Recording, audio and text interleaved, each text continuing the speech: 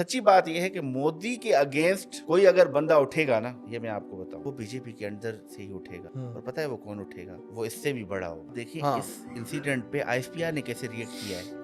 पूरी जेंजी वाली लैंग्वेज थी उनकी प्रेस कॉन्फ्रेंस में। आप उनकी बॉडी लैंग्वेज देखें, अब तो लगता है पाकिस्तान के नए पापा जो है वो औरंगजेब जो वो थे वो बन चुके। इन्होंने बलूचिस्तान में कार्रवाई की, फौरन मिसाइल किया। यार आसिम मुनीर का ट्रैक रिकॉर्ड तो पढ़े आप। आसिम मुनीर इससे पहले क्या क्या असाइनमेंट्स किए, आप ट्रैक रिकॉर्ड पढ़े उसका। आसिम मुनीर वो बंदा था, उठ के चला गया था इमरान खान के खिलाफ। रिटेल में देखे जाके अंबानी, ऑयल में आपको मिलेगा अंबानी, केमिकल्स में अंबानी, केमिकल्स में टेलीकॉम में अंबानी। सही है, अब टेलीकॉम में आपने अंबानी। मतलब आप कुछ लोगों को करके आप कैसे किसी मुल्क को ठीक कर सकते हो? इसराइल और इंडिया ने मिलके पाकिस्तान की जो कहोटा में लैब है उस पे अटैक करना था। इसको डिकोड किसने किया था? अगर आपने कराची पोर्ट को ब्लॉक किया, अगर आपने हमारा पानी बंद किया, अगर आपने हमारे कश्मीर को छीना, तो हम एटम बम यूज करेंगे।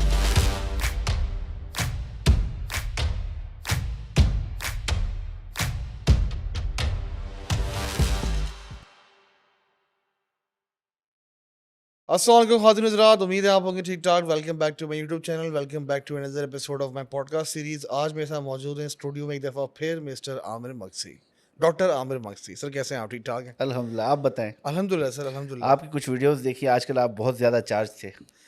यार मेरा तो स्पोर्ट्स और एंटरटेनमेंट और पॉडकास्टों का चैनल था। एंटरटेनमेंट छोड़ें, आप इंडिया के लिए बहुत ज्यादा चार्ज थे। इंडिया के लिए चार्ज नहीं था, मैंने कंटेंट बनाया था और मैं स्पोर्ट्स का काम करता था। अभी भी कर रहा हूँ, इंशाल्लाह आगे भी करेंगे।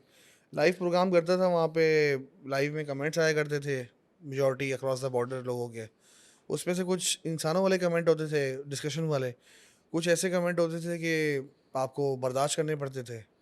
तो बर्दाश्त मैं करता रहा। फिर वो उड़ते मेरे इंस्टाग्राम तक पहुँच गए। वहाँ पे भी कमेंट करना शुरू हो गए। उसके बाद एक दिन हम लोग लाइव कर थे, मुझे कहते हैं आपने पहलगाम के बारे में कुछ नहीं बोला। तो मैंने कहा भाई यहाँ पे क्रिकेट का शो है ना, मैंने तो नहीं बंदे बेच के अटैक करवाया है। खैर मूविंग ऑन, चलता रहा। फिर इवेंचुअली आई सॉ के हेट जो है कमेंट्स में लाइव में बढ़ता रहा। तो क्या हेट इफेक्ट कर रही थी आपको? हेट इफेक्ट नहीं कर रही थी, बट ओवरऑल हुआ ये था कि चीज़ें चलती नहीं। फिर जब इंडिया ने अटैक किया, दे फाइनली अटैक्ट, और जितनी अरसे से एक वो कहते हैं ना कि एक टाइम पीरियड होता है जिसमें एक चीज़ बिल्डअप होती जाती है। फिर उन्होंने जब अटैक किया तो मैंने कहा यार ठीक है। फिर वो एक दिन रात में मैं बैठा हुआ था और एग्जैक्ट सिचुएशन मैं आपको बता रहा हूँ कि हुआ क्या है, मैंने वीडियो क्यों बनाई।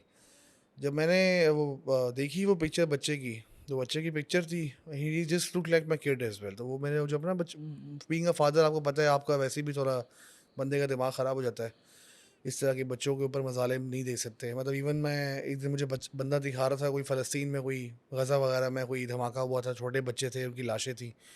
तो मैंने कहा मुझे इस तरह की चीज़ें मत दिखाया करो, बिकॉज मैं नहीं दे सकता। वो बच्चे की पिक्चर थी, उसकी नीचे भी कमेंट आए हुए हैं इनके कि टेररिस्ट है और ये है और वो है। तो मेरा हो गया, दिमाग सटक गया।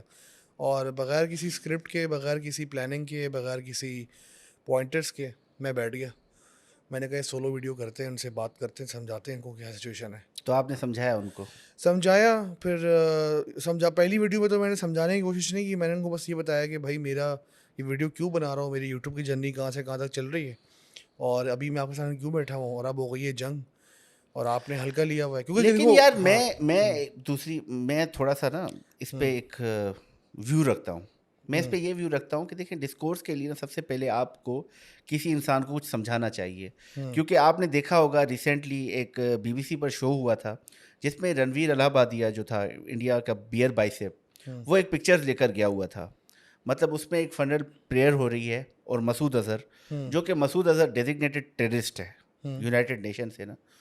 तो मेरा एक सवाल है अपने इंडियन व्यूअर्स से, जो जोलानी था, जो सीरिया का प्रेसिडेंट है, वो भी तो अमेरिका के लिए कल तक टेररिस्ट था ना। आज ट्रम्प ने अनाउंसमेंट किया, उसके बाद वो टेररिज्म का खत्म हो गया। आपका जो नरेंद्र मोदी है, जो बचलर ऑफ गुजरात है, वो भी तो टेररिस्ट था ना। फिर वो प्राइम मिनिस्टर बनने के बाद उसका बैन हटा था ना। तो देखिए, चीज़ें जो होती है ना ब्लैक एंड वाइट नहीं होती, चीज़ें इतनी सिंपल नहीं होती।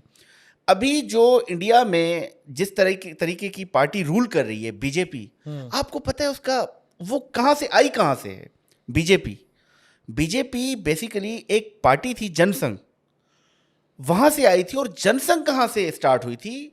जनसंघ स्टार्ट हुई थी आरएसएस से। अब आरएसएस की फिलॉसफी क्या है? अब आरएसएस की फिलॉसफी ये है कि एक डॉक्टर हेडगेवर थे, उनका ताल्लुक था नागपुर से। बेसिकली आप अगर बीजेपी का वोट बैंक देखेंगे ना, बीजेपी आती है हिंदी बेल्ट ऑफ इंडिया से। अब हिंदी बेल्ट में कौन कौन से प्रोविंसेस आते हैं, जिसमें यूपी है, मध्य प्रदेश है, गुजरात है, महाराष्ट्र है, तो हरियाणा है। इस तरह के जो प्रोविंसेस से बीजेपी का बहुत ही ज़्यादा जो है वोट बैंक है, और इसे काउ बेल्ट भी कहते हैं। तो आरएसएस की फिलॉसफी बेसिकली ये थी कि एक, आपको पता है जब खिलाफत टूट रही थी तुर्की में 1923 में, हाँ जी, तो गांधी ने उसके खिलाफ प्रोटेस्ट में मुसलमानों के साथ देने की कोशिश की थी। तो उस साथ देने की कोशिश में एक फैक्शन ऐसा था जिसे ये लग रहा था कि यार मुस्लिम अपीजमेंट के लिए ना आप हिंदू जो वैल्यूज हैं, हिंदुत्व की जो वैल्यूज हैं, क्योंकि बहुत ज़्यादा ना यहाँ पर पाकिस्तान में भी देख रहा हूँ एक हिंदू फोबिक बिहेवियर है। तो Hindutva is different from Hinduism. Hindutva की क्या है कि भाई आप जो कन्वर्ट हुए हो ना, वो भी हिंदू हो। हिंदुत्व के हिसाब से अफगानिस्तान से लेके जो एक पुराना चंद्रगुप्त का जो एम्पायर था, अफगानिस्तान से लेके श्रीलंका, बांग्लादेश, ये सारा इंडिया है, और हमें अखंड भारत चाहिए।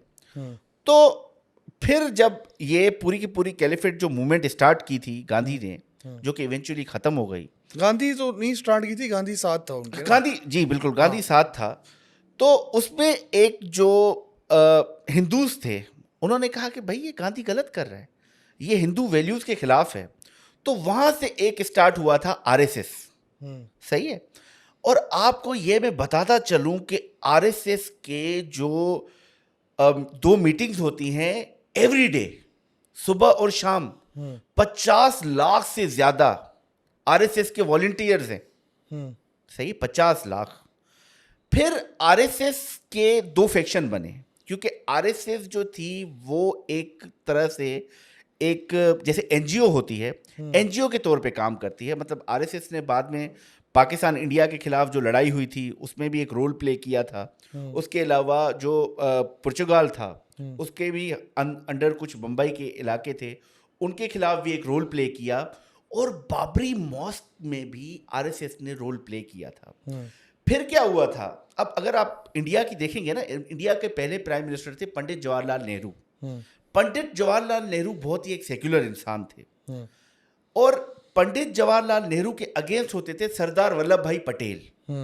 दोनों में मुकाबला हुआ था कांग्रेस के प्रेसिडेंट के लिए, और जो कांग्रेस की जो कमेटी थी, सेंट्रल कमेटी, उसके हिसाब से जो विनर थे वो थे सरदार वल्लभ भाई पटेल। तो गांधी जी उनके पास गए और उनको ये कहा जाके कि भाई तुम जवाहरलाल नेहरू के फेवर में वापस ले लो अपनी प्रेसिडेंटशिप। उन्होंने उस चीज़ को ऑनर किया और उन्होंने वापस ले ली। जवाहरलाल नेहरू के बाद, जवाहरलाल नेहरू जो थे इंडियन फर्स्ट प्राइम मिनिस्टर बने। फिर जवाहरलाल नेहरू के बाद उनकी जो डायनेस्टी थी, उनके बाद जो प्राइम मिनिस्टर बने थे वो बने थे लाल बहादुर शास्त्री। लाल बहादुर शास्त्री के बाद बनी थी इंदिरा गांधी। तो उसी दौरान एक डॉक्टर मुखर्जी थे जो कि कॉमर्स मिनिस्टर थे आपके जवाहरलाल नेहरू के कैबिनेट में। उन्होंने इस चीज़ से, जो कांग्रेस की जो मुस्लिम अपीजमेंट पॉलिसी थी, तब एक पैक्ट हुआ था लियाकत अली खान और जवाहरलाल नेहरू के दरमियान। उसे नेहरू और लियाकत पैक्ट कहते हैं। उसमें यह हुआ था कि पाकिस्तान में जो माइनॉरिटी के राइट्स हैं वो आप प्रोटेक्ट करोगे, और हम जो फंड्स हैं अपने रिलीज करेंगे। मतलब, और उसमें कुछ आज़ाद कश्मीर का एरिया भी इंडिया ने दिया था पाकिस्तान को। उसके खिलाफ डॉक्टर मुखर्जी उठे थे और उन्होंने एक पार्टी बना ली थी जिसे जनसंघ का नाम दिया था। और मज़े की बात यह है कि उनके गुजर जाने के बाद इंडिया में जो पहला नॉन कांग्रेसी प्राइम मिनिस्टर बना था वो इसी पार्टी से अटल बिहारी वाजपेयी, मोरारजी देसाई। ओके, मोरारजी देसाई थे इस पार्टी से, और तब इस पार्टी का नाम था जनता पार्टी। सही है। फिर जनता पार्टी और आरएसएस में कुछ इख्तिलाफ हुए थे। उसके बाद मोरारजी देसाई की जो गवर्नमेंट है वो खत्म हुई। फिर ये प्राइम मिनिस्टर बना था मोरारजी देसाई। जी, मोरारजी देसाई प्राइम मिनिस्टर बने थे। ये 60s की बात है, मतलब पहला 60-70s की बात है, जब इंदिरा गांधी जो हारी थी, इमरजेंसी के बाद एक वेव क्रिएट हुई थी। इंडिया की कोर्ट ने फैसला दिया था कि भाई जो ये है वो प्राइम मिनिस्टर नहीं रह सकती। उन्होंने इमरजेंसी लगा दी। सारे जो हकूक थे, राइट्स थे, रातों रात उन्होंने ख़त्म कर दिए, बेसिक ह्यूमन राइट्स। उसके बाद एक लावा पका था, फिर उसके बाद जो है वो मोरारजी देसाई जो है वो प्राइम मिनिस्टर बन गए थे। फिर उसके बाद आरएसएस ने अपने जो लोग थे वो बीजेपी में इंडक्ट करना शुरू हुए थे, जिसके दो बड़े नाम हैं, आपको भी पता है, मुझे भी पता है, एल के अडवाणी और अटल बिहारी वाजपेयी। वो भी जो है वो इंदिरा गांधी के खिलाफ उठे, उन्होंने एक पार्टी बनाना आहिस्ता आहिस्ता शुरू की। उस टाइम वो बीजेपी नहीं थी, सिर्फ जनता पार्टी जनता पार्टी थी। भारतीय नहीं आया था उसमें, ऐड नहीं हुआ था। भारतीय ऐड नहीं हुआ था। ओके। अच्छा, भारतीय कैसे ऐड हुआ वो मैं आपको बताता हूँ। तब आरएसएस ने कहा कि भाई या आप मेंबर रहो जनता पार्टी के या आप आरएसएस के मेंबर हो, ये बीच में कुछ नहीं होता। यहाँ से ये फैक्शन डिवाइड हुआ था और वहाँ से एक पार्टी की बुनियाद रखी गई बीजेपी की। अच्छा, तब अगर आप देखोगे ना, तब बीजेपी कोई अच्छा परफॉर्म नहीं कर रही थी, इतना कोई अच्छा परफॉर्म नहीं कर रही थी, ये सारा सीन चल रहा था। और इंडिया में एक सेक्युलर पार्टी थी, फिर वजीर आज़मों का आना शुरू हुआ, आई के गुजराल बना, राजीव गांधी बना, इंदिरा गांधी के मरने के बाद राजीव गांधी आए। राजीव गांधी ने तमिल्स के खिलाफ श्रीलंका में एक्शन किया, जिसके बाद राजीव गांधी को जो है वो मारा गया। राजीव गांधी के बाद एक दूसरे प्राइम मिनिस्टर आए, वो भी कांग्रेसी थे। तो कोई अच्छा परफॉर्म नहीं कर रही थी। यहाँ से एक चीज़ शुरू हुई जिसने एक सॉर्ट ऑफ नई जिंदगी दी थी, किसको? बीजेपी को। और वो थी बाबरी मस्जिद। देखिए, इंडियन हमें तो तनकीद करते हैं ना, हम पाकिस्तानियों का ज़ियाउल हक के बाद एक अपोलोजेटिक बिहेवियर रहा है। अच्छा, बाबरी मस्जिद जो है, बाबरी मस्जिद को शहीद किया गया। अब बाबरी मॉस्क को जैसे शहीद किया गया ना, वो एक मज़ा का खेज इंसिडेंट था। मज़ा का खेज इस तरह था कि ये लोग क्लेम करते थे कि भाई यहाँ पे जो हमारे भगवान राम है अयोध्या में, यहाँ पर भगवान राम की जन्मभूमि थी, मतलब यहाँ पर पैदा हुए थे। और वहाँ पर एक बाबर जो मुग़ल एम्परर थे, उन्होंने आके यहाँ पर एक मॉस्क बनाई जिसे बाबरी मस्जिद कहा गया। चले, आप जो है वो इस जगह पे मतलब मॉस्क नहीं चल रही थी, ये पुराना मामला था, 150 साल 100 साल पुराना। लेकिन यहाँ पे एक एल के अडवाणी, मतलब यहाँ पर बीजेपी का कुछ बन नहीं रहा था। एल के अडवाणी ने एक रथ यात्रा शुरू की थी। और आपको पता है वो रथ यात्रा शुरू कहाँ से हुई थी? एक फेमस मंदिर इंडिया में है, सोमनाथ, आपने नाम सुना होगा। हाँ, वो जो महमूद गजनवी वाला दरवाजा लेके चले खड़े हो गए, महमूद अयाज, ना कोई बंदा रहा ना बंदा नवाज, दरवाजा लेके चले गए थे वापस। उन्होंने 17 हमले किए थे सोमनाथ पे। अब मैं ये नहीं कह रहा कि भाई कोई महमूद गजनवी कोई मेरा हीरो है, जैसे मोस्ट ऑफ मुस्लिम्स का हीरो है, मेरा हीरो नहीं है महमूद गजनवी। लेकिन सोमनाथ की एक वैल्यू तो है वहाँ से, मतलब कहते हैं कि हीरे जवाहरात तोड़ के लेके अफगानिस्तान में उन्होंने एक स्टार्ट कर लिया। खैर, सोमनाथ से शुरू हुई थी रथ यात्रा, और उस रथ यात्रा ने जो हेट्रेड के बीज बोए थे। ये रथ यात्रा एक्सप्लेन तो करो। रथ यात्रा क्या थी? बेसिकली पीटीआई ने जो लॉन्ग मार्च किया था। अच्छा, इस तरह का। सही, ये एक लॉन्ग मार्च था। ओके। जो सोमनाथ से शुरू किया गया बाबरी मॉस्क तक। सही है। तो उस दौरान जो थे, लोगों को मोबिलाइज करना था, बेसिकली एक हेट्रेड के बीज बोने थे, क्योंकि बीजेपी का को हो तो नहीं रहा था ना कुछ। मतलब जब भी आपको किसी चीज़ को जीतना होता है, आप हेट्रेड डाल दो। क्योंकि उससे पहले इंडिया में जो पॉलिटिक्स हो रही थी वो कम्युनल पॉलिटिक्स थी। मतलब जैसे उत्तर प्रदेश था, उसमें मुलायम सिंह यादव जीत रहा था, जो एक छोटी कास्ट से आया हुआ था। बिहार था, वहाँ पे लालू प्रसाद यादव, जो अगेन एक छोटी कास्ट थी। वहाँ से मतलब हो नहीं रहा था इनका कुछ ना, कम्युनल पॉलिटिक्स थी, और कांग्रेस की जो एक सेक्युलर पॉलिटिक्स थी उस हिसाब से चल रहा था। तो इन्होंने कहा कि भाई जैसे पाकिस्तान में इस्लाम खतरे में था, तो इंडिया में हिंदू खतरे में था। मतलब 80% हिंदू और 20% मुस्लिम। 20% मुस्लिम जो है वो खतरे में डाल रहा था 80% मेजॉरिटी को। ठीक है जी, शुरू किया इन्होंने ये रथ यात्रा। इतने में जो मुलायम सिंह यादव जो यूपी के थे, बेसिकली जो राम मंदिर जो था वो अयोध्या यूपी में था। तो यूपी में जो थे, इन्होंने कहा कि भाई मैं यहाँ अपने प्रोविंस में नहीं आने दूंगा। और वहाँ पर लालू प्रसाद यादव ने जो है, उनकी जो पूरी की पूरी रथ यात्रा थी उसको कहा कि भाई ये मेरे प्रोविंस में नहीं आ सकती। उन्होंने समझे कि जो 144 थी वो लगा दी अपने प्रोविंस में। गोलियां चली, बहरहाल किसी तरीके से वो कामयाब हो गए, उसको ख़त्म कर दिया। लेकिन फिर रातों रात गवर्नमेंट की मिली भगत से इन्होंने बाबरी मॉस्क को शहीद करना स्टार्ट कर दिया। वो अभी भी देखिए, कोई भी इंसान हो ना, जब देखेगा कोई मंदिर हो, कोई मस्जिद हो, कोई चर्च हो, कुछ भी हो, चर्च हो, जब इंसान अपने सामने उसको शहीद करते देखेगा ना, तो उसके कुछ जज्बात ज़रूर खड़े होंगे। सही है। तो ये जज्बात थे, ये जज्बात एक शख्स के जाग गए, और वो पता है शख्स कौन था? वो था दाऊद इब्राहिम। दाऊद इब्राहिम ने रिटेलिएट किया, जिस पे बम्बई 93 के बॉम्ब ब्लास्ट हुए थे। बॉम्ब ब्लास्ट हुए थे। सही है। तो आपकी ही डीप स्टेट ने सर दाऊद इब्राहिम के खिलाफ छोटा राजन खड़ा किया था। अब बताएं, क्या छोटा राजन गैंगस्टर नहीं था? उसको भी आपकी डीप स्टेट ने किया ना। आपकी डीप स्टेट मतलब? इंडिया की डीप स्टेट। हाँ, मैंने कहा हमारी डीप स्टेट का क्या लेना इंडिया देना है? की हाँ, डीप स्टेट थी, हाँ। जो हम हमारे ऊपर तो तनकीद करते हैं ना कि भाई आप मुस्लिम जो है हिंदू फोबिक हैं। मैं तो उनकी बात बता रहा मैं हूँ। समझा आप हमारी पाकिस्तानी मैं स्टेट की तो बात उनकी कर बात रहे कर रहा हूँ भाई। कश्मीर जो था, हैं। अच्छा। पंडित जवाहरलाल नेहरू ने कहा था ना कश्मीर पे वोटिंग होगी। चले, जो भी उस टाइम पार्टीशन के टाइम सारी चीज़ें हो रही थी, हम जूनागढ़ वालों के साथ बात कर रहे थे, मुख्तलिफ रियासतों के साथ, भटिंडा के साथ, मुख्तलिफ रियासतों के साथ बात कर रहे थे। पंडित जवाहरलाल नेहरू ने कहा था ना कि वोटिंग करें। आपने वोटिंग की, आपने पूरी की पूरी कश्मीर को एक इंसानी जो गैरिजन है उसमें तब्दील कर दिया है। आज 8 लाख फौजी हैं। आप अपने 8 लाख फौजियों से सवाल करें ना कि ये जो पहलगाम में जो पहुंचे हैं, 400 किलोमीटर सफर करके पहलगाम में 21 लोग या 7 लोग या 4 लोग, जो भी आपका मीडिया कह रहा है, 4 लोग 7 लोग पहुंचे हैं, और वो इतने हाईली ट्रेंड थे कि अपने आईडी कार्ड छोड़ के गए वहां पे, हुआवे के फोन छोड़ के गए हैं, इतने हाईली ट्रेंड थे। उसके बाद पता नहीं कहाँ गायब हो गए। तो ये आपकी कम्युनिकेशन स्किल्स, आपके डिफेंस पे सवाल खड़ा होता है ना।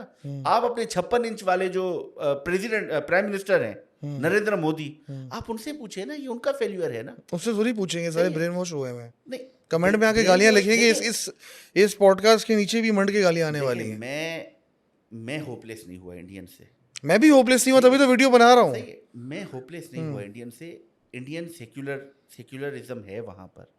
ये हिंदुत्व है, ये वेले लोग हैं, ये पाकिस्तान में जैसे तालिबान है, पाकिस्तान में जैसे मुख्तलिफ लिबरेशन ऑर्गेनाइजेशन है, इसी तरह ये लोग वेले लोग हैं।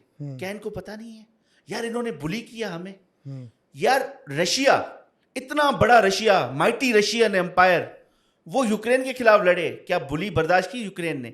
यूक्रेन रिटेलिएट किया ना यार। वियतनाम ने कितने साल मुकाबला किया यूएसए का, इवेंचुअली हरा दिया उसको। आखिर में दुनिया ने फुटेजेस देखी ना कि वो एस्केप करवा रहे हैं अपने, जो पूरा उनका सफारतखाना था, एस्केप करवाया ना। फिर दुनिया ने देखा 20 साल तक वॉर चली अफगानिस्तान में, और फिर वहाँ से सादा कपड़ों में, शलवार कमीज में लोग आ रहे हैं, कतर में नमाजें पढ़ रहे हैं, और उनके साथ उनको आखिर में पीस डील करनी पड़ी ना। 21 ट्रिलियन खर्च करके भी आप अफगानिस्तान जैसे मुल्क को फतह नहीं कर पाए। आप पाकिस्तान जैसे मुल्क को, जहाँ पे एक ऑर्गेनाइजेशन है, जहाँ पे एक आर्मी है, आप उसको ख़त्म करोगे? ये हो ही नहीं सकता, ये पॉसिबल ही नहीं है। तो छोटा राजन को आपकी डीप स्टेट ने खड़ा किया, और किसी न किसी तरीके से दाऊद इब्राहिम को वहाँ मुंबई से ख़त्म किया। लेकिन उसके बाद जो मुसलमानों के खिलाफ आपका बिहेवियर था, मुस्लिम फोबिक बिहेवियर था, फसादात हुए थे वहाँ पे, लोगों को मारा गया था।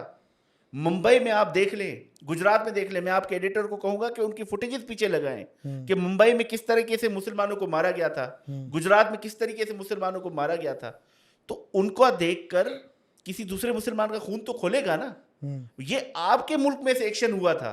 कश्मीर में जो आपने जो मुजाहिदीन थे, वो मुजाहिदीन रिटेलिएशन में पैदा हुए हैं ना। मौलाना मसूद अजहर रातों रात पैदा हो गया था। मौलाना मसूद अजहर तो कश्मीरी है ना। सलाहुद्दीन जो था वो भी आपके कश्मीर में से पैदा हुआ था ना। मसूद अजहर आपके कश्मीर में से पैदा हुआ था। हाफिज सईद आपके कश्मीर में से पैदा हुआ था ना। ये लोग कश्मीरी थे, आपने उन पर जुल्म किया तो वो पैदा हुए ना। हजरत बुल के दरगाह पे क्या हमला हुआ था? जैसे गोल्डन टेम्पल में ये लोग शूज पहन के घुस गए थे, एक दरगाह थी वहां पर भी तो जूते पहन के घुसे थे ना। तो रिटेलिएशन तो आएगी। जैसे हमारी आर्मी घुसी थी लाल मस्जिद में, उसके बाद टीटीपी बनी थी ना। जब इस तरह के आप काम करते हो ना, फिर रिजल्ट ऐसे ही आते हैं। इसमें मैं चीज़ ऐड करना चाहूँगा, जैसे इंडियन व्यूज़ देखेंगे पॉडकास्ट ही वाली, और जैसे भगत सिंह है, भगत सिंह को आप कहते हैं फ्रीडम फाइटर है। भगत सिंह ने क्यों मसला उठाया, क्यों अगेंस्ट ब्रिटिश उठाया? Because British was the occupants of India. वो कब्जा कर रहे थे। तो सिंपल सी बात है, आपकी for example let me make you a scenario, एक दिन एक गवर्नमेंट आती है, मुंबई पे कैप्चर कर लेती है। अब आप मुंबई पे कैप्चर करोगे, वो उन्होंने मुंबई पे कैप्चर किया हुआ, आपके पास रिसोर्सेज नहीं है, इतनी बड़ी आर्मी नहीं है कि आप जो इन्वेडर उसको हरा सको। तो आप तरीके आजमाओगे छोटे मोटे, सेलेक्टिव बॉम्ब ब्लास्ट करोगे, आप कुछ हरकतें करोगे, सेलेक्टिव रेजिस्टेंस करोगे कि भाई चलो ठीक है, अरे हाई प्रोफाइल बंदा जा रहा है इन्वेडर का, उसको उड़ाता हूँ, ये करता हूँ, वो करता हूँ, तो अब उसको टेररिज्म का नाम दे दिया गया है। आप खुद पहले जुल्म बंद करेंगे, हाँ ठीक है, कोई भी पाकिस्तान में कोई जुल्म हो रहा हो, इंडिया में हो रहा हो, दुनिया के जिस कोने में जुल्म हो रहा हो, तो वो फ्रीडम फाइटर से टेररिज्म जो है ना वो एक चुटकी में तब्दील कर देते हैं। जो कि पावर में होता है वो उसी फ्रीडम फाइटर को टेररिज्म बोलता है, और जो नॉर्मल लोग होते हैं वो उसको फ्रीडम फाइटर बोलते हैं, जो जो सफ़र कर रहे होते हैं। तो ये सब वर्ड्स का आगे पीछे बात है जी। देखिए बीजेपी का हम पहुंचे थे 92 तक ना। हम्म 92 के बाद ये पूरे के पूरे फसादात जो हुए अयोध्या में, आपने मुंबई में मुसलमानों को मारा, आपने गुजरात में मुसलमानों का कत्लेआम किया, आपने हर चीज़ ट्राई की। उसके बाद बीजेपी की अक्सरियत आ गई, बीजेपी ने आखिरकार गवर्नमेंट जीत अटल ली। बिहारी वाजपेयी साहब। अटल बिहारी वाजपेयी साहब पहले प्राइम मिनिस्टर बन गए, एनडीए से, नेशनल डेमोक्रेटिक अलायंस जो था वो फाइनली जो है जीत गया। अटल बिहारी वाजपेयी क्योंकि एक समझ बूझ रखने वाले इंसान थे, उन्होंने पाकिस्तान से दोस्ती का हाथ बढ़ाया। उसके बाद पाकिस्तान ने कारगिल एडवेंचर किया, हमें इस चीज़ से दूर नहीं हटना चाहिए, हमें पता होना चाहिए कि ये नहीं, हमने वो किया। कारगिल नहीं करना ठीक चाहिए है, था। ठीक है, हमने किया। अटल बिहारी वाजपेयी आए, वो समझौता एक्सप्रेस चलती थी पाकिस्तान इंडिया के दरमियान, वो समझौता एक्सप्रेस पर आए, वो दोस्ती का हाथ बढ़ाया। मीनार पाकिस्तान पे पाकिस्तान की सालमियत और पाकिस्तान की खुद मुख्तियारी को उन्होंने तस्लीम किया और एक नई शुरुआत की कोशिश की, और फिर उस शुरुआत को जो है जनरल मुशर्रफ ने ख़त्म करवाया। और इसी तरह पाकिस्तान में एक मुंतखब हुकूमत थी, उसका तख्ता पलटा गया, जिसे बार बार आवाम की वोट की पर्ची को फाड़ के अपने आप को मुसल्लत किया जाता है।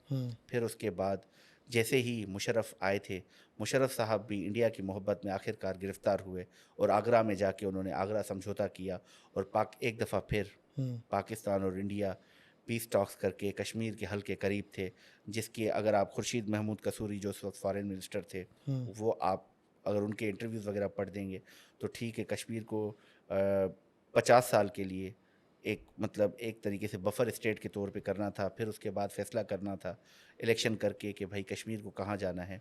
इस पूरी की पूरी बात पे हुआ, लेकिन यहाँ पर वो जो एक शख्स गुजरात में पैदा हो रहा था, उस शख्स का नाम था मोदी। नरेंद्र दामोदर दास मोदी।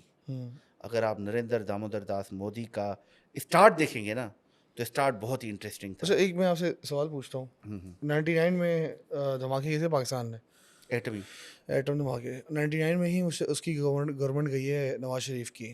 तो समझौता का जो बॉम्ब ब्लास्ट था जो आरएसएस ने करवाया था, वो किस साल में हुआ था? नहीं, 98 में हुए थे ब्लास्ट जो पाकिस्तान ने समझौता किए थे। नहीं, समझौता एक्सप्रेस वाला ब्लास्ट। समझौता एक्सप्रेस इससे पहले हुआ था, समझौता एक्सप्रेस से पहले हुआ था। जो ये पीस टॉक्स थे ना, ये देखो, कारगिल जंग 99 में हुई है ना।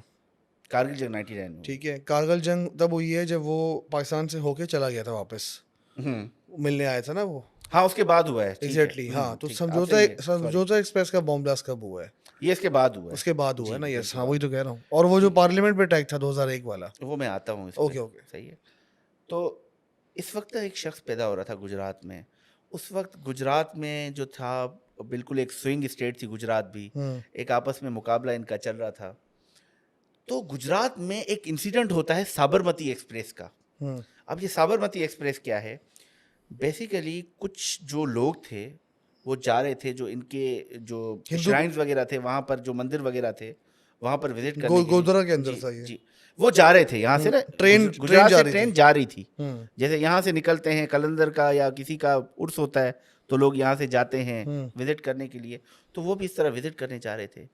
अब साबरमती एक्सप्रेस में एक क्या होता है कि कुछ आपस में लड़ाई हो गई, आउट ऑफ नोवेयर हिंदुओं की और मुसलमानों की लड़ाई हुई, और मुसलमानों ने तेल छिड़क के ना आग लगा दी, 60 लोग मर गए। इसकी रिपोर्ट किधर है, इसमें हुआ क्या, आउट ऑफ नोवेयर आखिर आग लगी कैसे, कुछ पता नहीं है। बस साबरमती एक्सप्रेस हो गया। फिर उसके बाद नरेंद्र मोदी आते हैं और वो चुप तमाशाई बने रहते हैं 7 दिनों तक। 7 दिनों तक तमाशाई बने रहते हैं, और गुजरात में 50,000 से ज़्यादा मुसलमानों को मारा जाता है। और इस इंसिडेंट के बाद यूएस कांग्रेस ना सिर्फ इसके खिलाफ स्टेटमेंट देती है, लाइफ टाइम बैन लगा देती है। क्या ये किसी को याद है? क्या मोदी की खामोशी याद है? इसी दौरान यहाँ पर अटल बिहारी वाजपेयी की गवर्नमेंट चल रही थी, लेकिन यहाँ पर मोदी का राइज ऑफ मोदी हो रहा था। सही है।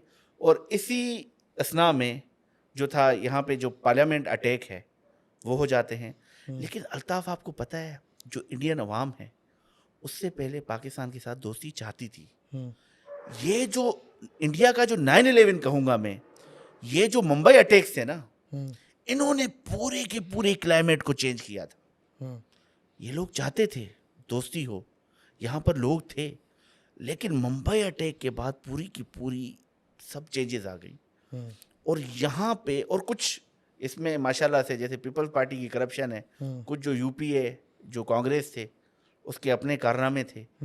तो क्योंकि वहाँ पर सोनिया गांधी थी, मनमोहन सिंह ने अच्छा तो संभाला, लेकिन वहाँ पर ना कोई मजबूत लीडर नहीं था। क्योंकि बेसिकली आप सब कॉन्टिनेंट के लोग देखेंगे ना, वो पर्सनैलिटी बेस्ड वोट देते हैं। वो नहीं अट्रैक्ट कर पाया, वो उसका जो राहुल गांधी, वो नहीं अट्रैक्ट कर राहुल पाया, गांधी उस टाइम अट्रैक्ट नहीं कर पाया था लोग। अब लोगों को समझ आ रहा है, वो नहीं अभी भी नहीं आ रहा समझ, थोड़ा बहुत समझ आ रहा है। नहीं, अभी अभी इंडिया का के ना बड़ी डिफरेंट हो चुके हैं। मैं आपको समझाता हूँ। मैं मतलब हर स्टेट में ना एक चैंपियन खड़ा हुआ है। जैसे बिहार में जाएंगे लालू प्रसाद यादव है, और यहाँ पर आएंगे तो अखिलेश यादव है यूपी में। कर्नाटका में आएंगे तो वहाँ पर एक अलग डीएमके और उसके चल रही हैं। तेलंगाना में आएंगे तो अलग है। अब ना हर प्रोविंस में एक बहुत बड़ी पर्सनैलिटी बन चुकी है जिसका एक अपना वोट बैंक है, और यहाँ पर एक मोदी है। सच्ची बात यह है कि मोदी के अगेंस्ट कोई अगर बंदा उठेगा ना, ये मैं आपको बताऊं, वो बीजेपी के अंदर से ही उठेगा। और पता है वो कौन उठेगा? वो इससे भी बड़ा होगा। अमित शाह? नो। कौन? योगी आदित्यनाथ। अच्छा, योगी, जो के चीफ मिनिस्टर है यूपी का, और जिसके तो बयानात पड़े हुए हैं कि भाई काट दो मुसलमानों को, जैसे बीफ बैन उसने लगाया है, मतलब पूरी की पूरी कम्युनिटी को खत्म करने के लिए। तो क्या ऐसे आपको पता नहीं चल रहा कि वो मुसलमानों के, क्योंकि जिस पार्टी का बुनियाद ही मुस्लिम फोबिक है, उससे आप क्या एक्सपेक्ट कर रहे हैं? अच्छा, इसमें मैं एक चीज़ ऐड करना चाहूँगा। आपने जैसे पूरी बात की ना, मैं एक बड़ा इंपॉर्टेंट फैक्ट बताऊँ। आप लोग कमेंट्स में करते थे, कमेंट वाली वीडियो अलग से मैं शूट करूँगा, आपके सारे कमेंट्स का जवाब दूंगा। बट आप कभी ये देखिए, पाकिस्तान में कभी भी कोई रिलीजियस की बेसिस पे कोई जमात हो, मतलब कि कोई पॉलिटिकल पार्टी आज तक पावर में नहीं आ सकी। कोई भी ऐसी हाँ, प्रोविंसेस में ली हैं, प्रोविंसेस में एमएम भी में जीती थी। अगेन एमएम में भी बहुत सारी जमातें जमा होकर एक प्रोविंस में उन्होंने, हाँ एग्जैक्टली, वो एक जमा होता है, बट गवर्नमेंट नहीं बना पाई ऊपर लेवल पे। और इंडिया में आपके सामने बीजेपी एग्जांपल है। तो next time you comment and you से एक्सट्रीमिज्म है पाकिस्तान में, तो आप कभी अपने आप पे गिरबान में झांके। जी सर, जो बीजेपी है ना, बीजेपी की अगर आप देखेंगे ना, बीजेपी हिंदुत्व एक आइडियोलॉजी है। हिंदुइज्म से उसका कोई लेना देना नहीं है। सही है। फिर जी अभी आते हैं हम पहलगाम पे। पहलगाम में जैसे मजाक था यार, 8-9 तारीख को आपने बुली किया है, पूरे के पूरे 19-20 करोड़ लोगों को बुली किया है। इनके नेवल शिप्स जो हैं वो इस्लामाबाद के मरगला हिल्स तक पहुंच गए थे। सही है, जहां पर समंदर ही नहीं है वहां पर भी इन्होंने फतह कर दिया। यार खुदा का खौफ करें। जिस मीडिया को आप फॉलो करते हैं, अर्नब गोस्वामी को, यार इन कार्टून्स को आप फॉलो करते हैं, कितने ग्रेट एम्परर चंद्रगुप्त मौर्य, अशोक, आप उसकी औलादे हैं। आप भगवान कृष्णा, अब कौरव पांडवों की पढ़े तो सही, महाभारत में बुली किया गया था। ये आप 20 करोड़ लोगों को बुली कर रहे हैं, आप 20 करोड़ लोगों पे अटैक कर रहे हैं। भाई अटैक इन्होंने किया तो अपने फेल हो गया ना भाई। जब आप अटैक करेंगे एक ऐसी आर्मी पे जो कि एक ट्रेंड आर्मी है, जो 25 साल से लड़ रही है, यार आपको पता ही नहीं है 2001 से लड़ रही है इस वक्त। जो जनरल आसिम मुनीर जो आए हुए हैं, आपको पता है इनसे पहले जो जनरल थे वो थोड़े डाउन थे। नहीं, डाउन नहीं थे सर, वो थोड़े इतने तगड़े नहीं थे वो। ना, आप मेरी बात समझें। वो जो जनरल थे वो एक होते ना इंडिया से पीस, क्योंकि हमारी इकोनॉमिक ऐसी है। देखिए पाकिस्तान इस वक्त एक्सपोर्ट कर रहा है $2 बिलियन से $3 बिलियन की एक्सपोर्ट है हमारी आईटी की। इंडिया $200 बिलियन की एक्सपोर्ट है। इंडिया की महाराष्ट्र की जीडीपी 332 बिलियन डॉलर्स की है, पाकिस्तान की 260 बिलियन डॉलर्स की है। तो राहिल शरीफ साहब और बाजवा साहब जो थे वो ये चाहते थे कि भाई किसी तरीके से हम पीस टॉक करें और इसको सॉर्ट आउट करें, क्योंकि होता है ना मुख्तलिफ, जैसे आपके अपने व्यूज़ हैं, मेरे अपने व्यूज़ हैं, तो इस तरह जनरल आसिम मुनीर उस लॉट में से हैं जो किसी कुछ नहीं सुन सकते, जो अपने अगर असूल पर आए ना, तो उन्होंने क्या किया, एक बहुत बड़ा जो लीडर था मासिस का, उसको भी अंदर करवा दिया, क्योंकि जब बात आती है सॉवरेनिटी की ना, तब आर्मी किसी की नहीं सुनती। अब देखें, इकोनॉमिक्स पर भी एसआईसी बना दी ना इन्होंने, कि जब इन्होंने देखा कि इकोनॉमी का कितना बड़ा डिफेंस के साथ ताल्लुक है, तो एसआईसी बनाई ना, सॉवरेन गारंटीज की ना, सऊदी अरब ने इन्वेस्ट किया ना, आईएमएफ से मुल्क को डिफॉल्ट बचाया ना। ये किसने बचाया? ये तो आसिम मुनीर साहब ने। हमारी जो सिलेक्टेड जो फॉर्म 47 की गवर्नमेंट थी, उसके ख्वाजा आसिफ तो बैठकर पाकिस्तान, वो मुझे लग रहा था इंडिया के डिफेंस मिनिस्टर है पाकिस्तान से ज्यादा। वो तो मैंने व्लॉग में भी बताया यार, उसको चेंज कर रहे हैं यार डिफेंस मिनिस्टर। यार खुदा की पनाह, आप अमेरिकन टीवी पे जाके, ये कोई टाइम होता है यार? चलो पॉडकास्ट में करके हम बात कर लेते हैं कि भाई किस तरह अमेरिकन डीप स्टेट ने, यार इस तरह तो रोनाल्ड रेगन ने भी व्हाइट हाउस में बिठाया था ना, जो उसको थे, उनको कहा था ये फ्रीडम फाइटर्स जो हैं, ये फ्रीडम फाइटर्स इस तरह से हैं जैसे अमेरिकन फोर फादर्स है ना, जो ब्रिटिश जेफरसन जो था, जो वाशिंगटन थे, ये इनकी तरह थे। आपने भी तो बिठाया था ना, अपने व्हाइट हाउस में बिठा के ये बातें की थी ना। हमारे डिफेंस मिनिस्टर साहब कहते हैं जी हाँ ठीक है हमने ये किया था। यार ये अच्छा, उसने जो बात की थी ना, मैं कमेंट में भी काफी लोग कह रहे हैं कि आपके डिफेंस मिनिस्टर ने भाई उसने बात की, उसने कॉन्टेक्स्ट समझाए बगैर बात की, ठीक है, और उसको कॉन्टेक्स्ट समझा के थोड़ा डिटेल में समझाना चाहिए यार। ख्वाजा आसिफ ऐसी बोंगियां मारता नहीं, है। मोंगिया तो वो मारता है, मैं डिफेंड नहीं कर रहा, मैं तो खुद व्लॉग में मैंने इसका नाम लिया कि भाई इसको चेंज करो। आई वुड से कि इस तरह का कोई न्यूज़ कास्टर होता है ना, जो कि यल्दा हकीम की मैंने बात की है, वो स्काई न्यूज़ वाली, वो अगवान नेशनल, उसका बॉयफ्रेंड डीजीपी का है, वो तो पूरा प्रूफ आया हुआ है।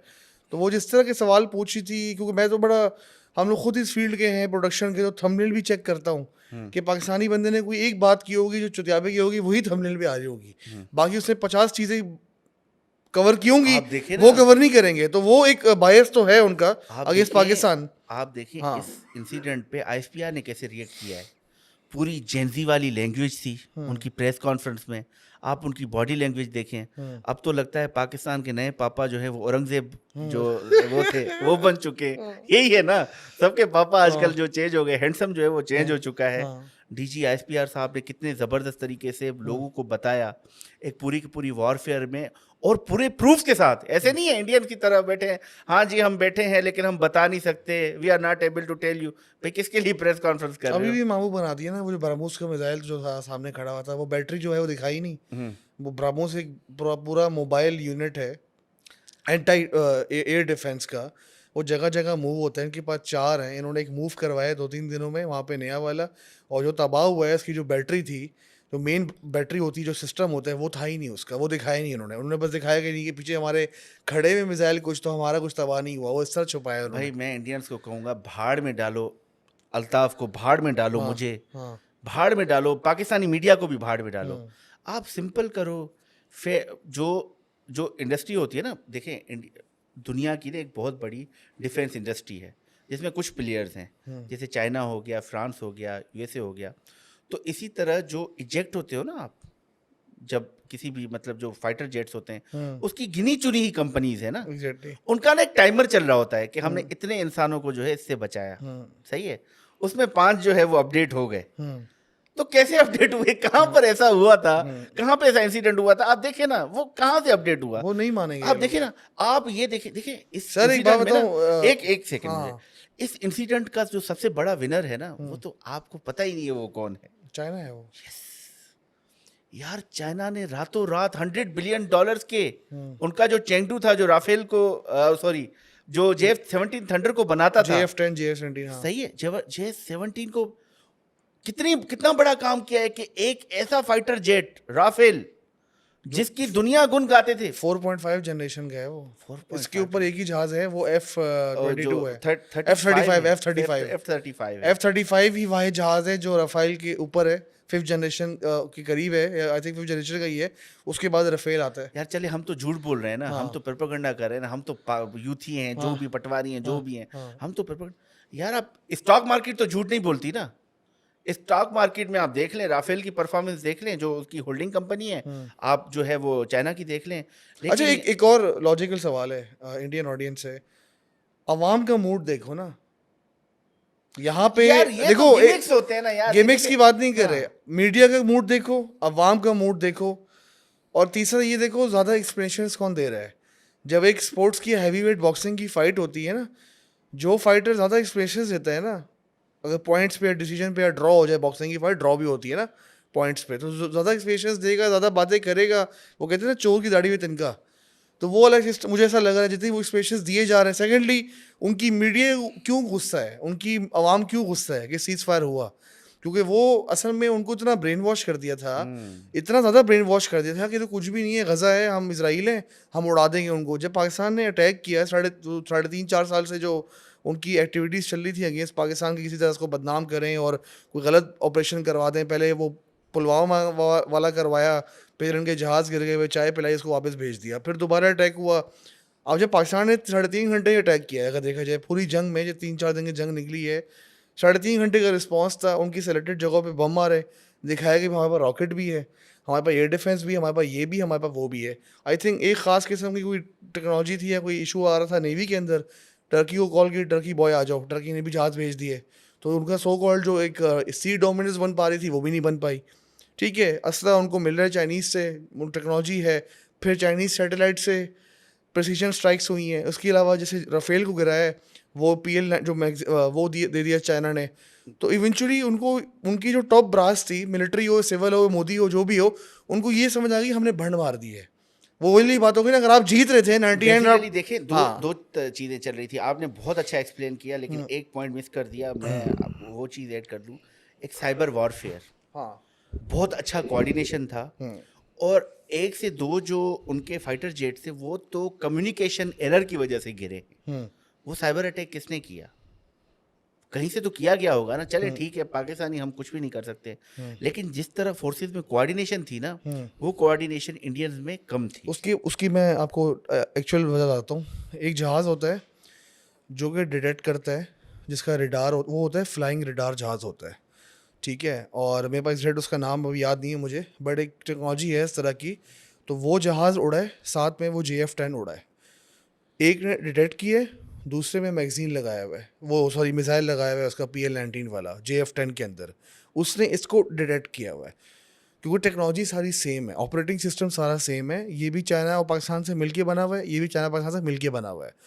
आप मेरी बात समझ रहे हो? वहाँ पे जो इंडिया में चल रहा है ना, उनके डिफेंस का जो मसला है वो ये है कि एंड्रॉयड, एप्पल और एक और कंपनी हुआवे जो है, वो तीनों के डिफरेंट यूनिट्स पड़े हुए हैं, कोऑर्डिनेशन नहीं बन पा रही, सिंक नहीं हो पा रहा सिस्टम, तभी वो उनको ये नुकसान पहुंचा। क्योंकि अगर स्टेटिक्स देखें ना, आप इंडिया पाकिस्तान के स्टेटिक्स देखें, तो पाकिस्तान जो है वो चाइना से ही कर रहा है, सारी चीजें ले रहा है। सारी चीजें नहीं ले रहा, मतलब ये कि चीजें ज्यादातर मिलके बहुत सारा कुछ बन रहा है। F-16 पहले लिया था, F-16 पे, अब F-16 तो खैर अमेरिका से लिया था। ये क्रेडिट किसका है? अब credit goes where it is due, Nawaz Sharif का है, शरीफ नवाज शरीफ का क्रेडिट है। आए ना, मतलब देखिए इस मुल्क में जो बड़ी चीज हुई है ना, जो बड़ा फैसला हुआ है इस मुल्क में, लोग उसको जितनी भी गालियां देते हैं, मुझे भी पर्सनली इतना उसको, मैं उसका फैन नहीं हूँ, उसने हरकतें भी बहुत सारी की हैं, बट इस मुल्क में बड़े बड़े डिसीजन पे देने की क्या जरूरत है? आप बोल देना इस बंदे ने किया है, हाँ, आप किया नहीं है, जो ये छोड़ दें, हाँ, जो उसने काम किया है।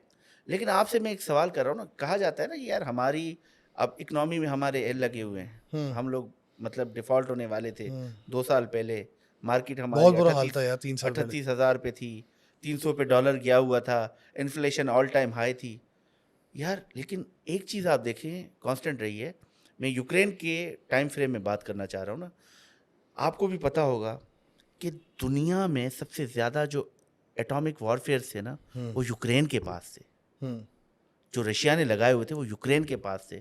फिर अमेरिका ने गारंटी किया था, तो यूक्रेन ने वो पूरे वापस किए थे रशिया को, जो एटॉमिक उनका जो भी था ना, रशिया को किया था। लेकिन देखें उसके पास एटम बम नहीं था, जिसकी वजह से रशिया ने हमला किया, बार बार मौकरी की, पहले उनसे एक रीजन छीना, फिर दूसरा रीजन छीना, ऐसे करते करते देखिएगा कि एक दिन ना आधा यूक्रेन भी चला जाएगा। लेकिन जब पाकिस्तान को कहा गया, नवाज शरीफ को कहा गया, डॉक्टर अब्दुल कदीर खान को कहा गया कि भाई अपना जो, इवन के ज़ियाउल हक, आपको पता है जब 1980s के दौर में ना पाकिस्तान और इंडिया में इसी तरह कशीदगी हुई थी, सियाचिन का मसला हुआ था, तो ज़ियाउल हक उस टाइम प्रेसिडेंट थे। तो क्या हुआ कि इंडिया ने शुरू कर दी थी अपनी वॉर एक्सरसाइजेस, और उनमें यह था कि वॉर एक्सरसाइज करते करते ना, देखें ये पहले ना मूड देखते हैं, आपके सरहद के करीब जो है वो जहाज़ उड़ा देंगे, मूड देखेंगे, ये कर कर के ना पाकिस्तान के अंडर आना था और पाकिस्तान पे हमला करना था, बिल्कुल ये था, इंटेलिजेंस रिपोर्ट थी। तो ज़ियाउल हक गया था इंडिया मैच देखने, खुद चला गया था पाकिस्तान इंडिया का मैच देखने ना। तो वो जी वहाँ पे जाके पहुँचते हैं, जाके ना वहाँ पे राजीव गांधी मिले उनसे, मतलब मिले जैसे अवॉइड करते हैं, उन्होंने कहा ठीक है प्रेसिडेंट साहब के वापसी का इंतज़ाम कर दीजिएगा, ये उसके चलें ठीक है। तो ज़ियाउल हक साहब आए, करीब हुए, उनके कान के करीब हुए, कहा जो इस्लाम है ना, इस्लाम 1 अरब लोगों का रिलीजन है और वो दुनिया में फैले हुए हैं, अगर आप हम पर हमला करोगे ना तो कोई नहीं, हम लोग ख़त्म नहीं होंगे, लेकिन जो आपके हिंदू हैं ना वो इसी खत्ते में रहते हैं, अगर आप पर हमला कर देंगे ना, या आप हम पर हमला करेंगे, क्योंकि एटॉमिक रेडिएशन होती है ना, तो बचेंगे आप दोनों सूरतों में नहीं। उसके बाद वो पीछे हुए और फिर कहते हैं कि वो सनसनी तारी हो गई थी राजीव गांधी पे, और फिर उनको वो जो मशकें थी वो ख़त्म करनी पड़ी। तो कहने का मकसद ये है कि सर, बुली आप नहीं कर सकते किसी भी नेशन को।